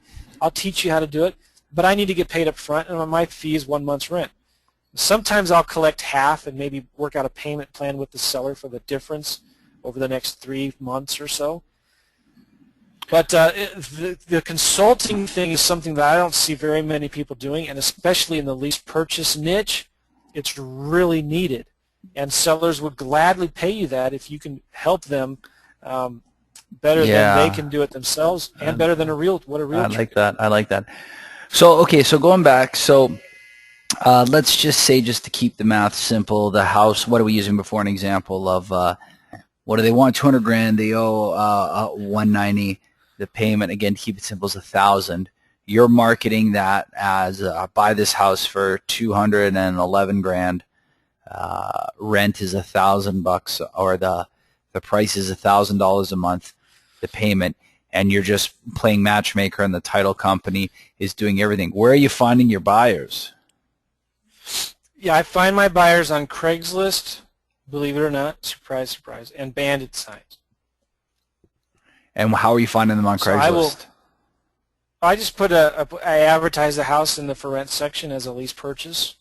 So you're obviously getting it under contract first before you do any marketing on it. So you get 123 Main Street under contract, and it's a non-exclusive contract, right? So they're free to do whatever they want? Correct. Okay. So you get 123 Main Street under contract. You start marketing 123 Main Street, and you're putting in what kind of ad on Craigslist? Pictures, the whole bit? Yeah. I found that the plain ads work much better than the fancy HTML postlets ads. Yeah. Okay. You know, when you're advertising a house, don't ever use the postlets HTML stuff that they give you. You'll always get a much better response if you just, you know, type up a paragraph, put the paragraph in there with your phone number or whatever, upload 4 or 5 pictures, bam, that's it. Keep it as simple and non-professional as possible. I like adding words like motivated, must sell now, or whatever. But I make my ads look simple. I don't make them look professional and cheesy, salesy. I like advertising my lease purchase homes in the for rent section. Once in a while, I will put them in the for sale section. But I'll have my VA go and create a for sale postlet and a for rent postlet. Okay, because Postlets distributes it out to multiple channels, you know, so it gets spread out over the internet. But then when it comes to Craigslist, I just have my VA, or I do it myself. I post about 2 or 3 times a week into Craigslist. Now, talk about, you were saying earlier, you said, oh, and once I get it under contract on a lease purchase, I will send it to my agent. Well, yeah, my agent does all this. So I have a realtor.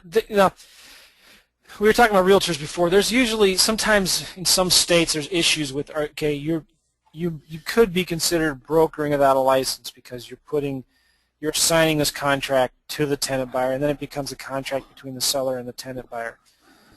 Well, I say, look, there's either a couple things you could do. Number one, go ahead and get your license. Just go ahead and get your license. It's not worth fighting. You know. Number two, bring on a partner, business partner who is licensed, or marry a realtor, or have your spouse get a license. And number three, just hire a realtor to do all the marketing for you. So that's the first thing you need to outsource. So let's talk about hire a realtor. Anyway. How are you compensating them? I just pay them usually 25% of what I make, or a half 1 month's rent. Here's what I do: is I put an ad in Craigslist. I'm an investor, and I'm looking for a realtor to help me lease my properties. Right, there's a ton of realtors out there that are starving. That's all they do is that's all they do is they find tenants for landlords, and they get half a month's rent or whatever, $500. But they're doing 10 or 20 of those a month. They're just flying through them. They're really good at what they do. And most realtors, when they respond to those ads, are going to want a full month's rent. I may be willing to give a realtor a full month's rent, but they better be doing everything for me. I don't even want to hear a peep from them until they find a buyer. So they have to be really good. I'm willing to do that. But most of the realtors that I have had in the past that have worked for me, I usually pay them between $500 and $600 to do this for me. Now, what are you? Now, when I'm making. Go ahead. Yeah. No, go ahead. But when I'm making $5,000 on a deal, I'll gladly pay a realtor $500 to do it. I'm not getting any calls. You know, they're taking care of all the showings and the hassles with that. When you get the house under contract from the tenant buyer, or sorry, from the seller, right? So you sign a lease purchase to buy it from the seller. how long are you right into the contract? How long they have to give you? Like when is the yes and quote-unquote no. closing date? Sometimes it depends on how I do the paperwork. Sometimes it's just open-ended. They can cancel it whenever they want, or I can cancel it whenever I want, or I can get a tenant buyer in there, you know. Okay. But sometimes what I do is, and I do the paperwork differently sometimes, I'll give, you know, I'll say, look, this option agreement will start in 90 days, okay? It'll start in 90 days, and if I can't find somebody, then it's just going to terminate automatically. Are you getting this recorded? No, I don't. In my contracts, I say on there that the tenant buyer can record it if they want, with the express written consent of the seller. So how do you prevent the seller from backdooring you? Well, I don't care if they do, and it rarely ever happens. I mean, I do care, but you know, here's the thing: I close way more deals than I would otherwise if I had a strict contract. You know, because I tell the seller, Yeah. what's the risk? Oh, no, You I know, understand that. you can What I'm continue- saying is let's say that you get the seller signs up and says, this is awesome, I've got nothing to lose. You find a tenant buyer and you say 123 Main Street, and he goes, well, I want to go look at the house. He goes to look at the house, and the guy's like, well, you're going to give him $5,000? Give me $2,000. Well, here's the problem, though. The seller doesn't have all the rest of the paperwork. They don't know how to structure the lease purchase. Got it. Okay. So, and they don't have my resources, my credit repair company, my mortgage broker. I make sure they know what I'm bringing to the table. Okay. And I make them sound like, you know, this is a big deal, and you can certainly do it on your own, but have you thought of this and this? And so they know they can't really do it without me. And I maybe in the 3 or 4 years that I've been doing this, that's happened to me once, maybe. And if the person is that You sharp know, to do it to you, you were never going to be able to stop them from doing it anyway. Like they were going to right. go around you anyway. Usually what happens is if a guy is pretty savvy, like an investor, he does a lot of deals, he's going to tell me something like this: Joe, I know how this game works. Just bring me a buyer, and then I'll sign your contract and paperwork. And I never fall for that. I said, oh, come on. I don't do business that way. You know, sign this contract first, and then I'll advertise the home and find a buyer. Right. So I just don't do business with people like that. And Okay. once in a while when they do go around me, you know, I win way more than I lose like that. I'm not worried about it. Okay. Have I totally taken over your presentation asking you all these questions? No, this is good. Okay. Good. Are you done going through your not stuff? gonna Do be you able have to more go slides through to all go this. through? Kinda, yeah. Okay, How are we doing with let's go time? back because I've jumped on. We're coming up on an hour. We're at an hour and 45 minutes here. Oh, okay. Well, let me look at my slides here. Can you see the automated systems and I talk about postcards here? Yeah. Let me show you something that's really cool that I use a lot when I'm researching the market because I like virtual wholesaling stuff. Trulia has a really cool thing that I like for heat maps, and a lot of you have seen this already. But you know, let's say I want to do marketing in Orange County, California. So Orange County heat map. I'm just Googling Orange County heat map because for some reason, if you're inside of Trulia, it's really hard to find their heat maps. So I'm just Googling Orange County heat map. Maybe.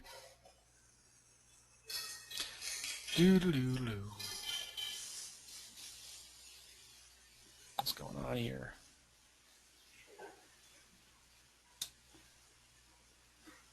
All right, let me go back to my slides.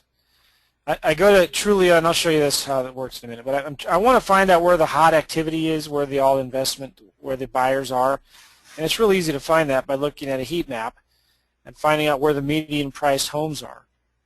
And if all median-priced homes is you look at a bell curve, and that's the middle 50% of all the homes that are being sold in that county are in that median-priced area. Good grief, I don't know.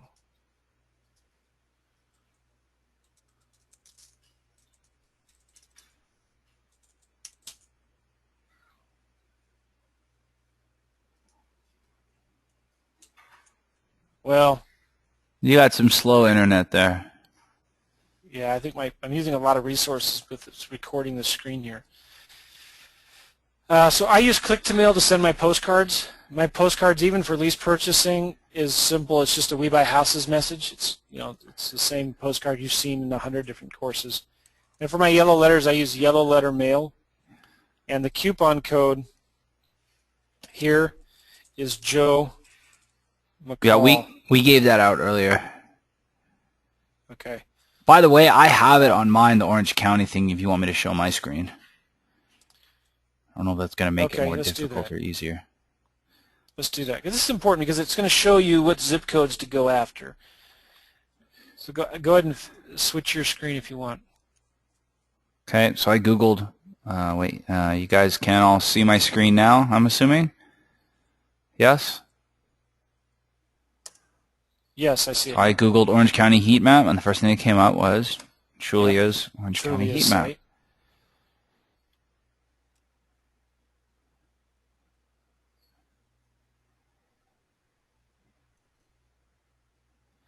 Go ahead and switch it to map instead of hybrid. Okay. Makes it easier. All right.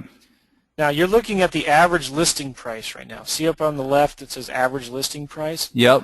Before you switch it, notice how the average listing price is 510 to 624 right there in the yellow? Yeah. Okay. 510 to 624. Now click on median sales price. And you're going to see quite a difference between what houses are listed for and what they're actually selling for. It goes from 510 down to 416 to 509. Okay? Okay. Now, what's interesting is this is Orange County. So go ahead and zoom in a little bit. We want to target the light green, yellow, and orange zip codes. That's going to be 75% of all of the homes that are sold here are in these zip codes here. Okay. Now, Orange County may be a bad example because it's a very wealthy, prosperous county. You know, if you go into Riverside County or I believe a better description would have been overpriced, but we can call it that if you want to. Okay. So the reason I like this now is now move your pointer over some of the yellow areas, and you'll see zip codes start popping up. There's one right there, 92870. Yeah.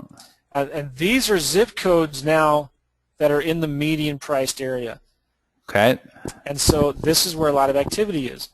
And depending on what you're wanting to do, if you're wanting to fix and flip to a retail buyer, it may not be a good idea to target the green areas because those are probably the really rough areas. I mean, even in Orange County, you know, what will be interesting is go ahead and click on a dark green area and click on one of the zip codes if it pops up.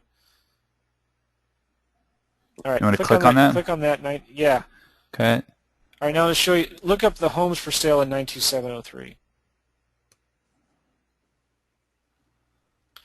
Now, this is Orange County. It's pretty nice, but now what this does is it shows you all of the homes that are for sale here, and it'll show you pictures. See their little cracker box homes.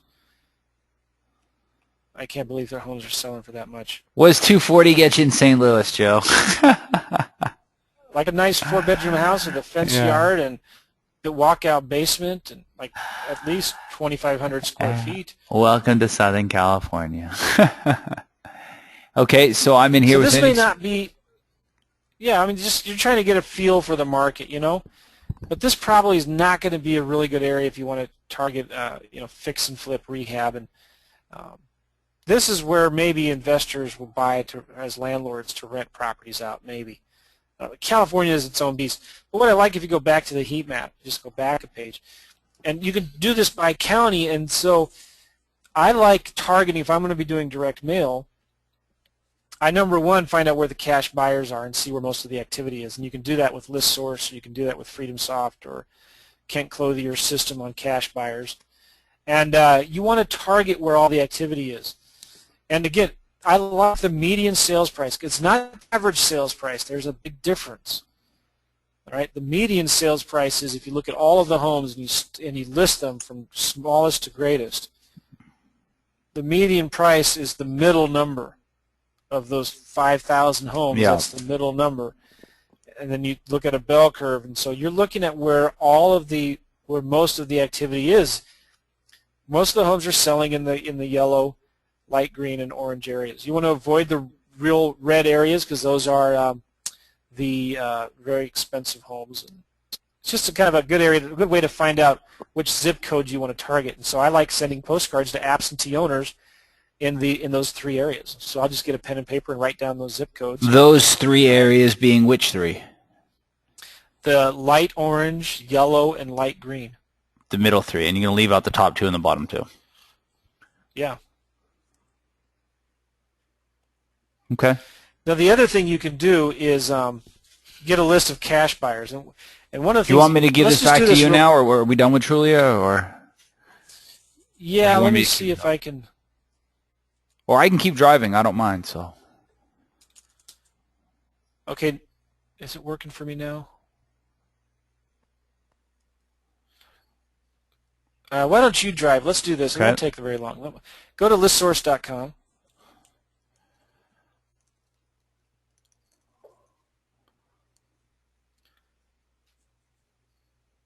And what I want to do is, let's say I have a list of 20 zip codes. Okay, go to Build List on the link there, Build List, and I want to find out which zip code has the most activity in the last 6 months. This is all free. I'm going to show you a free line of these 20 zip codes that you have. Areas that have the hottest activity for investors, non-owner occupied purchases.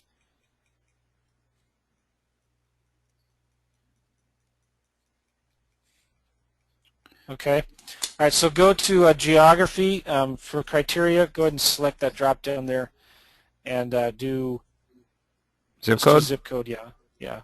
Okay. I think if you scroll down, you can type it in. Yeah, in that bottom box, just type in 63031. No, don't do radius. Yeah, don't do radius. You went to zip plus radius. Go to zip code, yeah. And the bottom box there at the bottom, down. Yeah, just enter in a zip code one at a time. 63031, and then click Add. All right. Now scroll up just a little bit.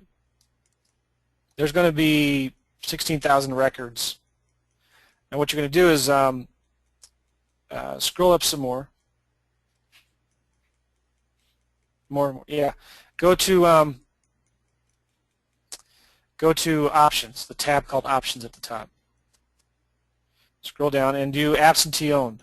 Click on Absentee Owned.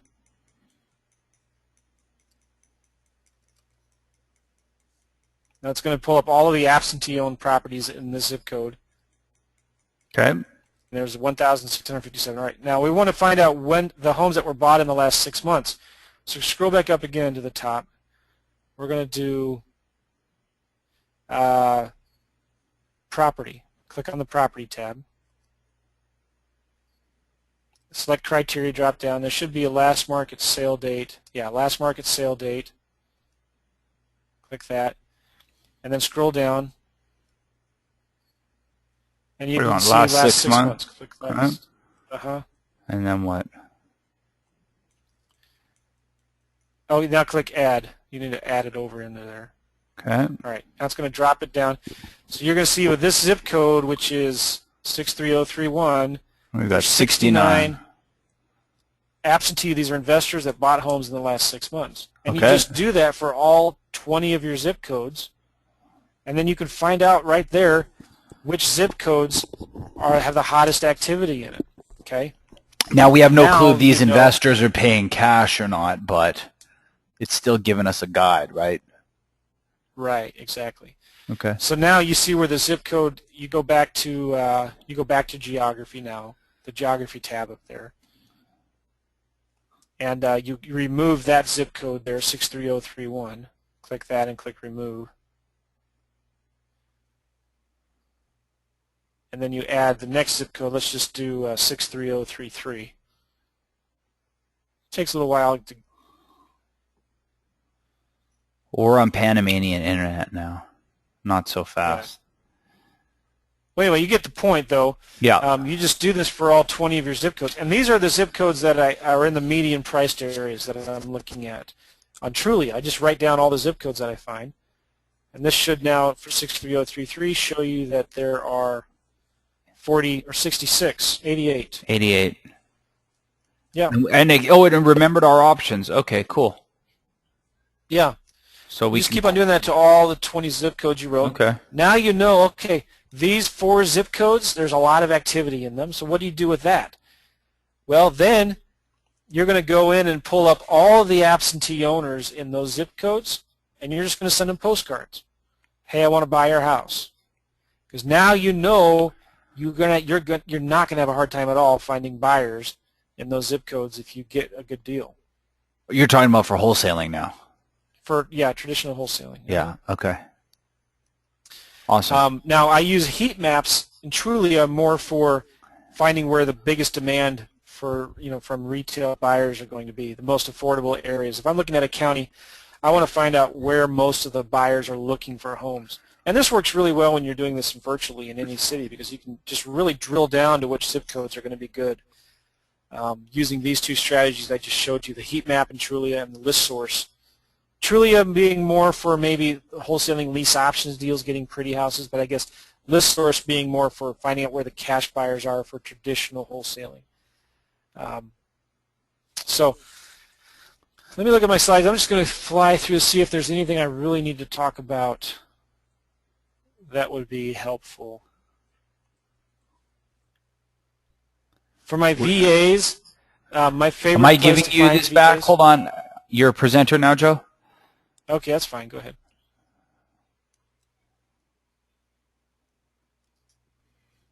Still got a lot of people on. We should end this soon. I know. I hear Yeah, that. we've been going for a while here. Anyway, outsourcing. The Odesk is one of my favorite sites, and that's really good for project-based virtual assistants. Okay. I also like Virtual Staff Finder for full-time virtual assistants. For $350, they'll talk with you, find out what your criteria is and what you're looking for. What does your business do? All right. And then they will find 3 VAs that meet your criteria, and you can interview them. And then you pay those VAs directly. But they will find you good full-time VAs, and you can find an excellent full-time VA for $500 a month, $500 a month. It has good English. It's willing to work your hours, willing to work 9 to 5 Eastern time or whatever you're in. And so I like Virtual Staff Finder a lot. Odesk is good for finding project-based VAs. 123employee.com, a guy who is very familiar with real estate, has a bunch of VAs that he's trained, and you can hire VAs that they've already have trained themselves to do work for you specific to lots of different things. So when I'm flipping lease options, the sellers, they send me pictures. Sometimes, many times, they show the house for me. That's why I can do these deals virtually. The realtors, when I have a realtor working for me, they take the calls, they create the postlets, the V-flyers, put things on Craigslist. They coordinate showings. And they also do signs for me. Now, signs are just killer. Signs always work. The tricky part with signs is sometimes you get in trouble. So typically what I do is I just put them out on a Friday night or a Saturday morning. I have my VA do it, and then try to go pick them up on Sunday night. Okay, but signs really work well, and most people will let you do it if it's just on the weekends. Okay, with signs, I just always get flooded with calls when I have bandit signs for my properties. How do I find a realtor? Like I said this before, I put an ad, say, hey, I'm an investor looking for a realtor to help me lease all my properties. The realtors represent me in these deals. They don't represent the sellers. They're representing me. For phones, this was really important when I created these slides, because I was talking about how do I handle all of this virtual stuff from, Prague or from Panama. And I know, Justin, you're a big fan of Vonage. Vonage is awesome. I use Vumber a lot. The cool thing about Google Voice is they only give you one phone number, but Vumber gives you as many as you want. So when I'm doing this in other markets, or even in St. Louis, my own local market, I'll get virtual phone numbers. I'll get a Vumber for my bandit signs. I'll get another Vumber for my postcards, another one for my yellow letters. I don't like giving out the 800 numbers with the extensions, but Vumber, you can get a new virtual number for only $5 a month. And it can go either to voicemail or it can get redirected to your cell phone. You can forward from Vumber? So yeah. And it's $5 a month per number? Yeah. And you get unlimited? Yeah. Wow. Now, they have different plans. I don't know if it's $5 a month for your first number, but I know any additional number after that, it's $5 a month. So I get a bunch of virtual numbers. If I'm doing a market, like a month ago, I was in Washington, D.C. speaking at an event. I spoke at a RIA group, 85, 90 people there. And Which I RIA got there did you early in the speak morning. at? It's the Washington RIA. Not the capital area RIA, is it? Yeah, yeah. It's real With Tom close to Zeeb? I don't know his name. Oh, To be okay. honest. Anyway. I don't know. It was a really good group. They meet at some women's cancer research center or something like that. I don't think it's the big one in D.C. No, it's like 3 or 4. Anyway, go ahead. Keep going. So I was there early in the morning, and I went to a Caribou Coffee House around 2 or 3. I just drove around town, did a bunch of things. So it was about 3 o'clock. I'm speaking at 7 o'clock, okay? So I got 4 hours. And I thought, you know what, why don't I do some marketing here in the D.C. area? So I went into Craigslist, I got my scraper, and I scraped 525 phone numbers, unique phone numbers from Craigslist, 525 phone numbers from Craigslist that have been advertising their houses just in the for rent section. I didn't even go into the for sale by owner section, okay? And I used CallFire, and I created a voice blast that went out to all 525 people, and I said, hey, my name is Joe, I saw your house on Craigslist. I was wondering if it was available for lease purchase or rent to own. If it is, call me at, and I got a local virtual number from Vumber for the D.C. area, okay? So when they got a call, it showed up with a local number in the caller ID, and then the number I gave them in my voicemail was my Vumber. And I just had it set up go right to voicemail, okay? And so I changed my voicemail to say, hey, this is Joe, leave a message and I'll call you back. So it sounded very homegrown, I guess. Of those I voice blasted 525. I didn't even send any text messages. I didn't do any emails. And of those 525, guess I got 130 people called me back and left a message. How many? 130 called me back and left a message. Now I had my VA go through those 130, all right, and 100 of them, right around 100 of them, were actually said, yeah, I'm interested. Tell me more. Maybe I need, which house you're calling about. I might consider that, and I can prove it to you here. Let's go to Vumber.com.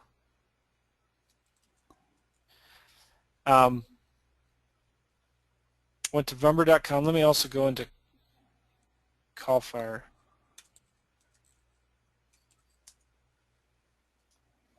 Good grief, I don't know what's going on here. Well, if I could show you to my Vumber account. You can see everybody who calls you back. And I had 130 voicemails. I bet you I have more than that now because that was by 7 o'clock at night. So I'm sure I got another 50 the next day. Okay. Yeah, I don't know what's going on. We're still on this thing here. You can still see my screen. But so I showed these students, I said, you know what? Don't give me any excuses or tell me this isn't going to work or that you're worried about competition. Because I came here from a Caribou coffee shop in your own backyard and I got 100 hot seller leads right here. What if just 2 of these turned into a deal and you made $10,000 on these? You know? In fact, I don't even know. I offered to give them away to anybody who invested in my course that night. But then I said, you know what? I might just keep these for myself because I know I could come in and do a couple deals from St. Louis. I could flip a couple of these properties as lease options. And, you wouldn't know, but I gave them away as part of my presentation. And, I mean, it was amazing to see their faces say, wow. So it really does work. You could do this marketing literally from anywhere in the world. And the only problem is you're going to get so many calls if you're doing this Craigslist marketing stuff. It's going to be hard for you to keep up with it. So you got to make sure that you have the systems and the time in place to talk to these sellers. Now, one thing I haven't done, and I wish we had the time for, to a large scale, I have not sent out voice blast like I just talked about to people who have regular rentals with the message of, hey, would you like to sell your house? I'm really seriously thinking about doing that in a few markets where there's a lot of activity, and just see what happens. You know, and I'm not even going to approach the lease purchase topic. I'm just going to pretend, not pretend, I'm going to be like an investor looking for deals that I can buy with cash, and then I'm just going to wholesale those things. It's amazing what I'm hearing guys doing in Phoenix right now or in San Diego. I mean, they're buying properties maybe at 80 cents on the dollar and wholesaling them for 90 cents on the dollar.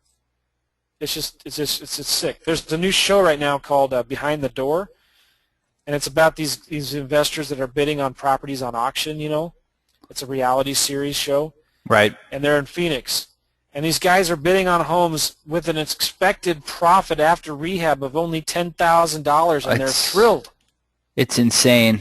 I mean, I'm competing against those maniacs. You should check out this show. It's on their website too, on Discovery's website. You can watch it online. It's called Behind the Door, I think. And these guys, they bid on these properties without even looking at them. They can't go inside to look at these homes. And you can see like 10 people pacing back and forth in front of the garage as they're placing on the phones, as they're placing their bids to the guys that are there actually at the courthouse. You know, it's insane.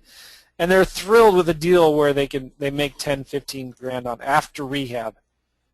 So anyway, I don't know how I got on that tangent, but so that's all I got. Awesome.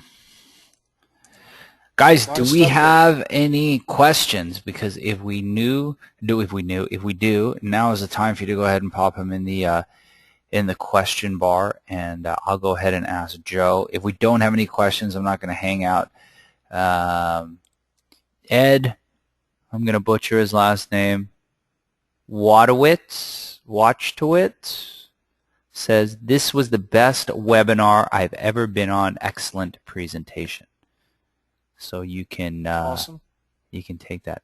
Thomas wants to know if he can get the slides. I don't know if he can give you the slides, Thomas, but I've recorded this. I'll put it up somewhere where you can watch it and play and take notes and all that good stuff. Because I think Joe might want to keep the slides as a personal thing. Ed, I got it right. He's just saying that, by the way. He's just being nice. No way. Brian says, thank you so much. Jerry says, would you consider selling copies of the scraper? Maybe for $1,000. I mean, I have really no interest in selling it or making money, because here's the problem. If I give it away or sell it and too many people start using it, Craigslist might flag that script and not allow it to scrape. You know, because Craigslist knows when a scraper is coming in and scraping. Well, there's so many like Craigslist services and Craigslist companies that come and go. Yeah. 1 minute this company does blah, blah, blah on Craigslist, and it's gone 6 months later. And it's because Craigslist is they're known for shutting people down that they think are abusing their system. And so yes, it's a big game of cat and mouse on Craigslist a lot of times, which would explain your comment earlier about the love-hate relationship with them. Oh yeah. So I wouldn't sell it. Oh, Brian is saying the spreadsheets. I know you said you would share those. You want to email those to me, Joe? Yes, I will do that. If you email those to me, guys, I'll put those in my I'll put those and give you a link underneath the replay, and you can download the spreadsheets. And I just want to say thanks to everybody who got on. 2 hours. Hopefully everybody's pumped up to do some lease option stuff.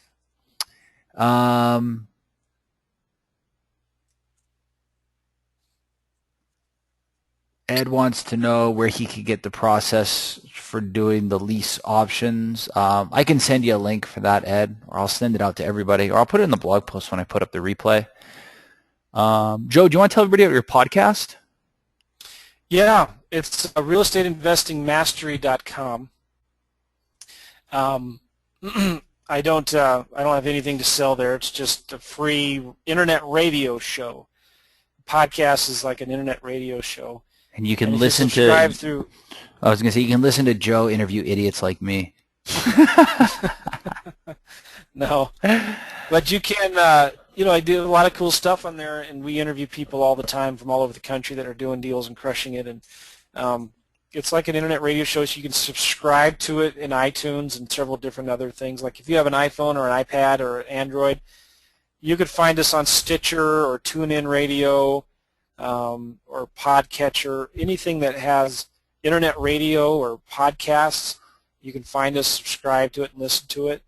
And it's really cool. We have some pretty valuable free bonuses that we give away in there as well. And have we interviewed you yet? We did. Yes. I have not released it yet. No. That's right. When is that going to We're happen? in the pipeline. We need to get some fanfare question. going on that. It's a good Brian question. says he loves your have, podcast. Ask him if he's left a review yet in iTunes. Yes, you have to leave a review, Brian. This helps out Joe more than anything. Tim is saying, please repeat the podcast. And Real Estate Investing Mastery.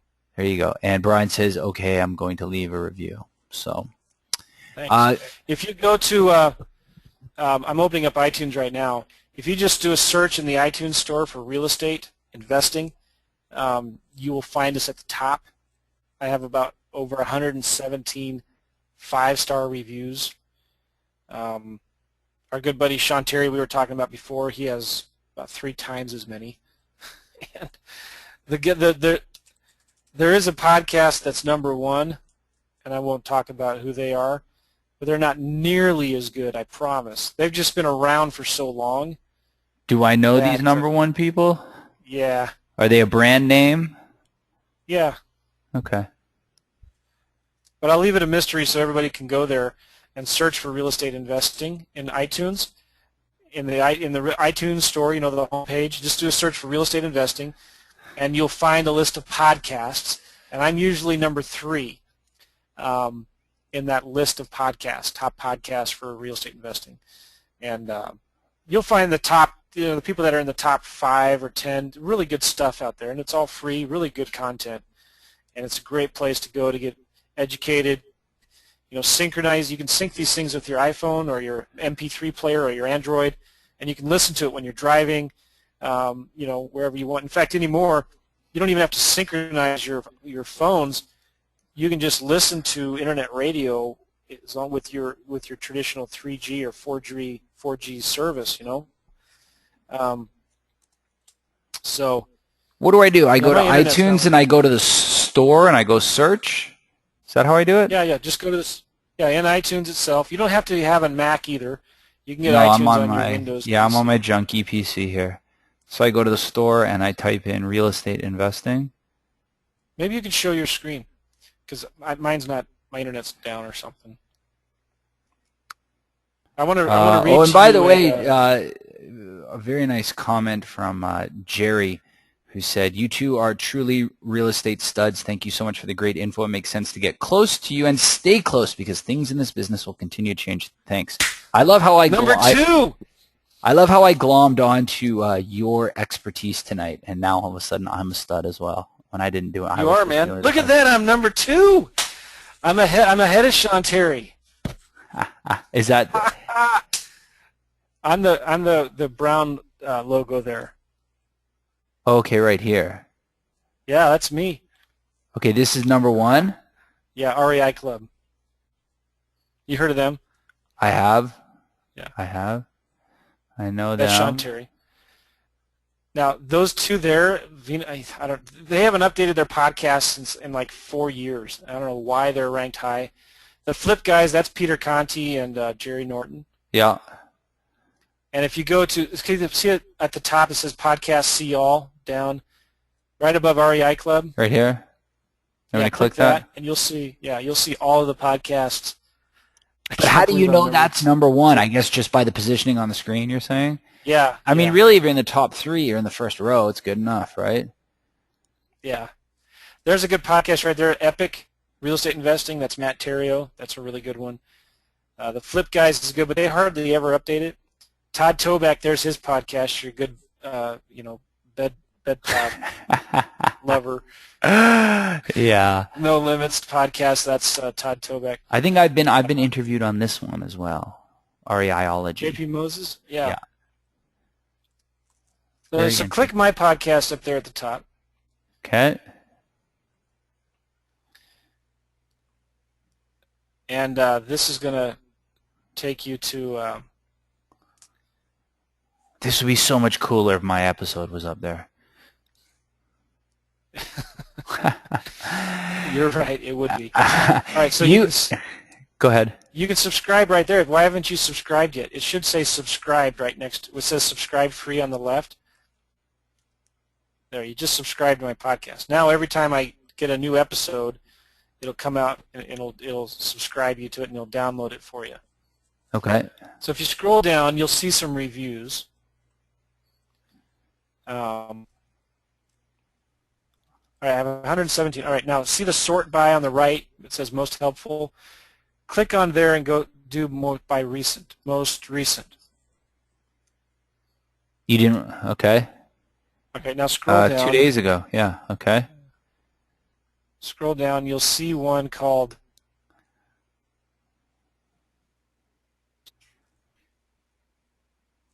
it's called the Fashiz. Oh, there it is right there. The Schnitzit. The Snizzit. The Shiznit. Yeah. Joe can sometimes be monotone in his delivery, but the content he packs into the podcast is the fashizzle. Alex, when he's paying attention and in the mix, delivers the two in the Muay Thai. I think it's boxing or something, isn't it? Muay Thai, it's Thai boxing, yeah. Yeah. 1-2 punch, they deliver. So if you're going to listen to this podcast, keep your pants and shirts on because Joe and Alex cannot have theirs on. We always joke about how we flip properties in our underwear. Yeah. I think the show should be sponsored by the makers of Underoos because when you least expect it, the guests tell you that they, too, sit around and do deals in their hands. Thanks goodness they do this stuff virtually and show and tell you how to do this from the comfort of your desk chair. They really lead by example and are genuine homies. Just listen, they're contagiously addictive, and you may make a buck or two in the process. Cheers, gentlemen. I love that review. Awesome. Go ahead and click yes. Was that review helpful? I want to get that to the top. All right. I'm the only guy anyway, who's helpful. Well, listen, Joe, I want to thank you so much for doing this. I know everybody on the line feels the same way. Guys, I don't have any more questions, so we're going to wrap it up. We're coming up on 2 hours and 20 minutes now. I'll do my best to get this up online. I can't promise it's going to happen before the weekend, but certainly early next week we'll get it up there. It'll go on my blog. Yeah, Joe, it was awesome. Any final words of wisdom? Just take action, and don't be afraid to step out of the boat and start talking to sellers. I guess the key is, all this I talked about, the key is marketing. You may not do the marketing that I do, but you've got to do something. You've got to do some kind of marketing. So if it's Craigslist, if it's postcards, if it's just picking up the phone and cold calling people, get your message out there because without leads, your business is dead. Don't come to Justin complaining, hey, this doesn't work. I tell you what's not working is your marketing. You're probably not doing enough. Okay, so get off your butt and do some marketing. Get the phone to ring. It's okay if you make mistakes. It's okay if you make mistakes. Great thing about the way we flip properties is with options and with the contingencies that we put in the contract, and especially if you're working with a good coach. You can have your coach or mentor review the deal, and if it's not a good deal, you can back out of it. So don't be afraid to make mistakes. Don't let fear stop you from taking action. Awesome. That's my sage advice. Thanks so much, Joe. Don't forget to send me the spreadsheets. I will. I'll do that right now. Awesome. Everyone, good night. Thanks for joining us. If you like this, underneath this, there's probably a blog post or a video or something. Leave a comment. Let us know how awesome it was. Go sign up for Joe's podcast, and we'll talk to everybody very, very soon. Thank you, Joe, and thanks, everyone, for joining us, and we'll talk to you guys soon. See you guys. Bye. Night, everyone.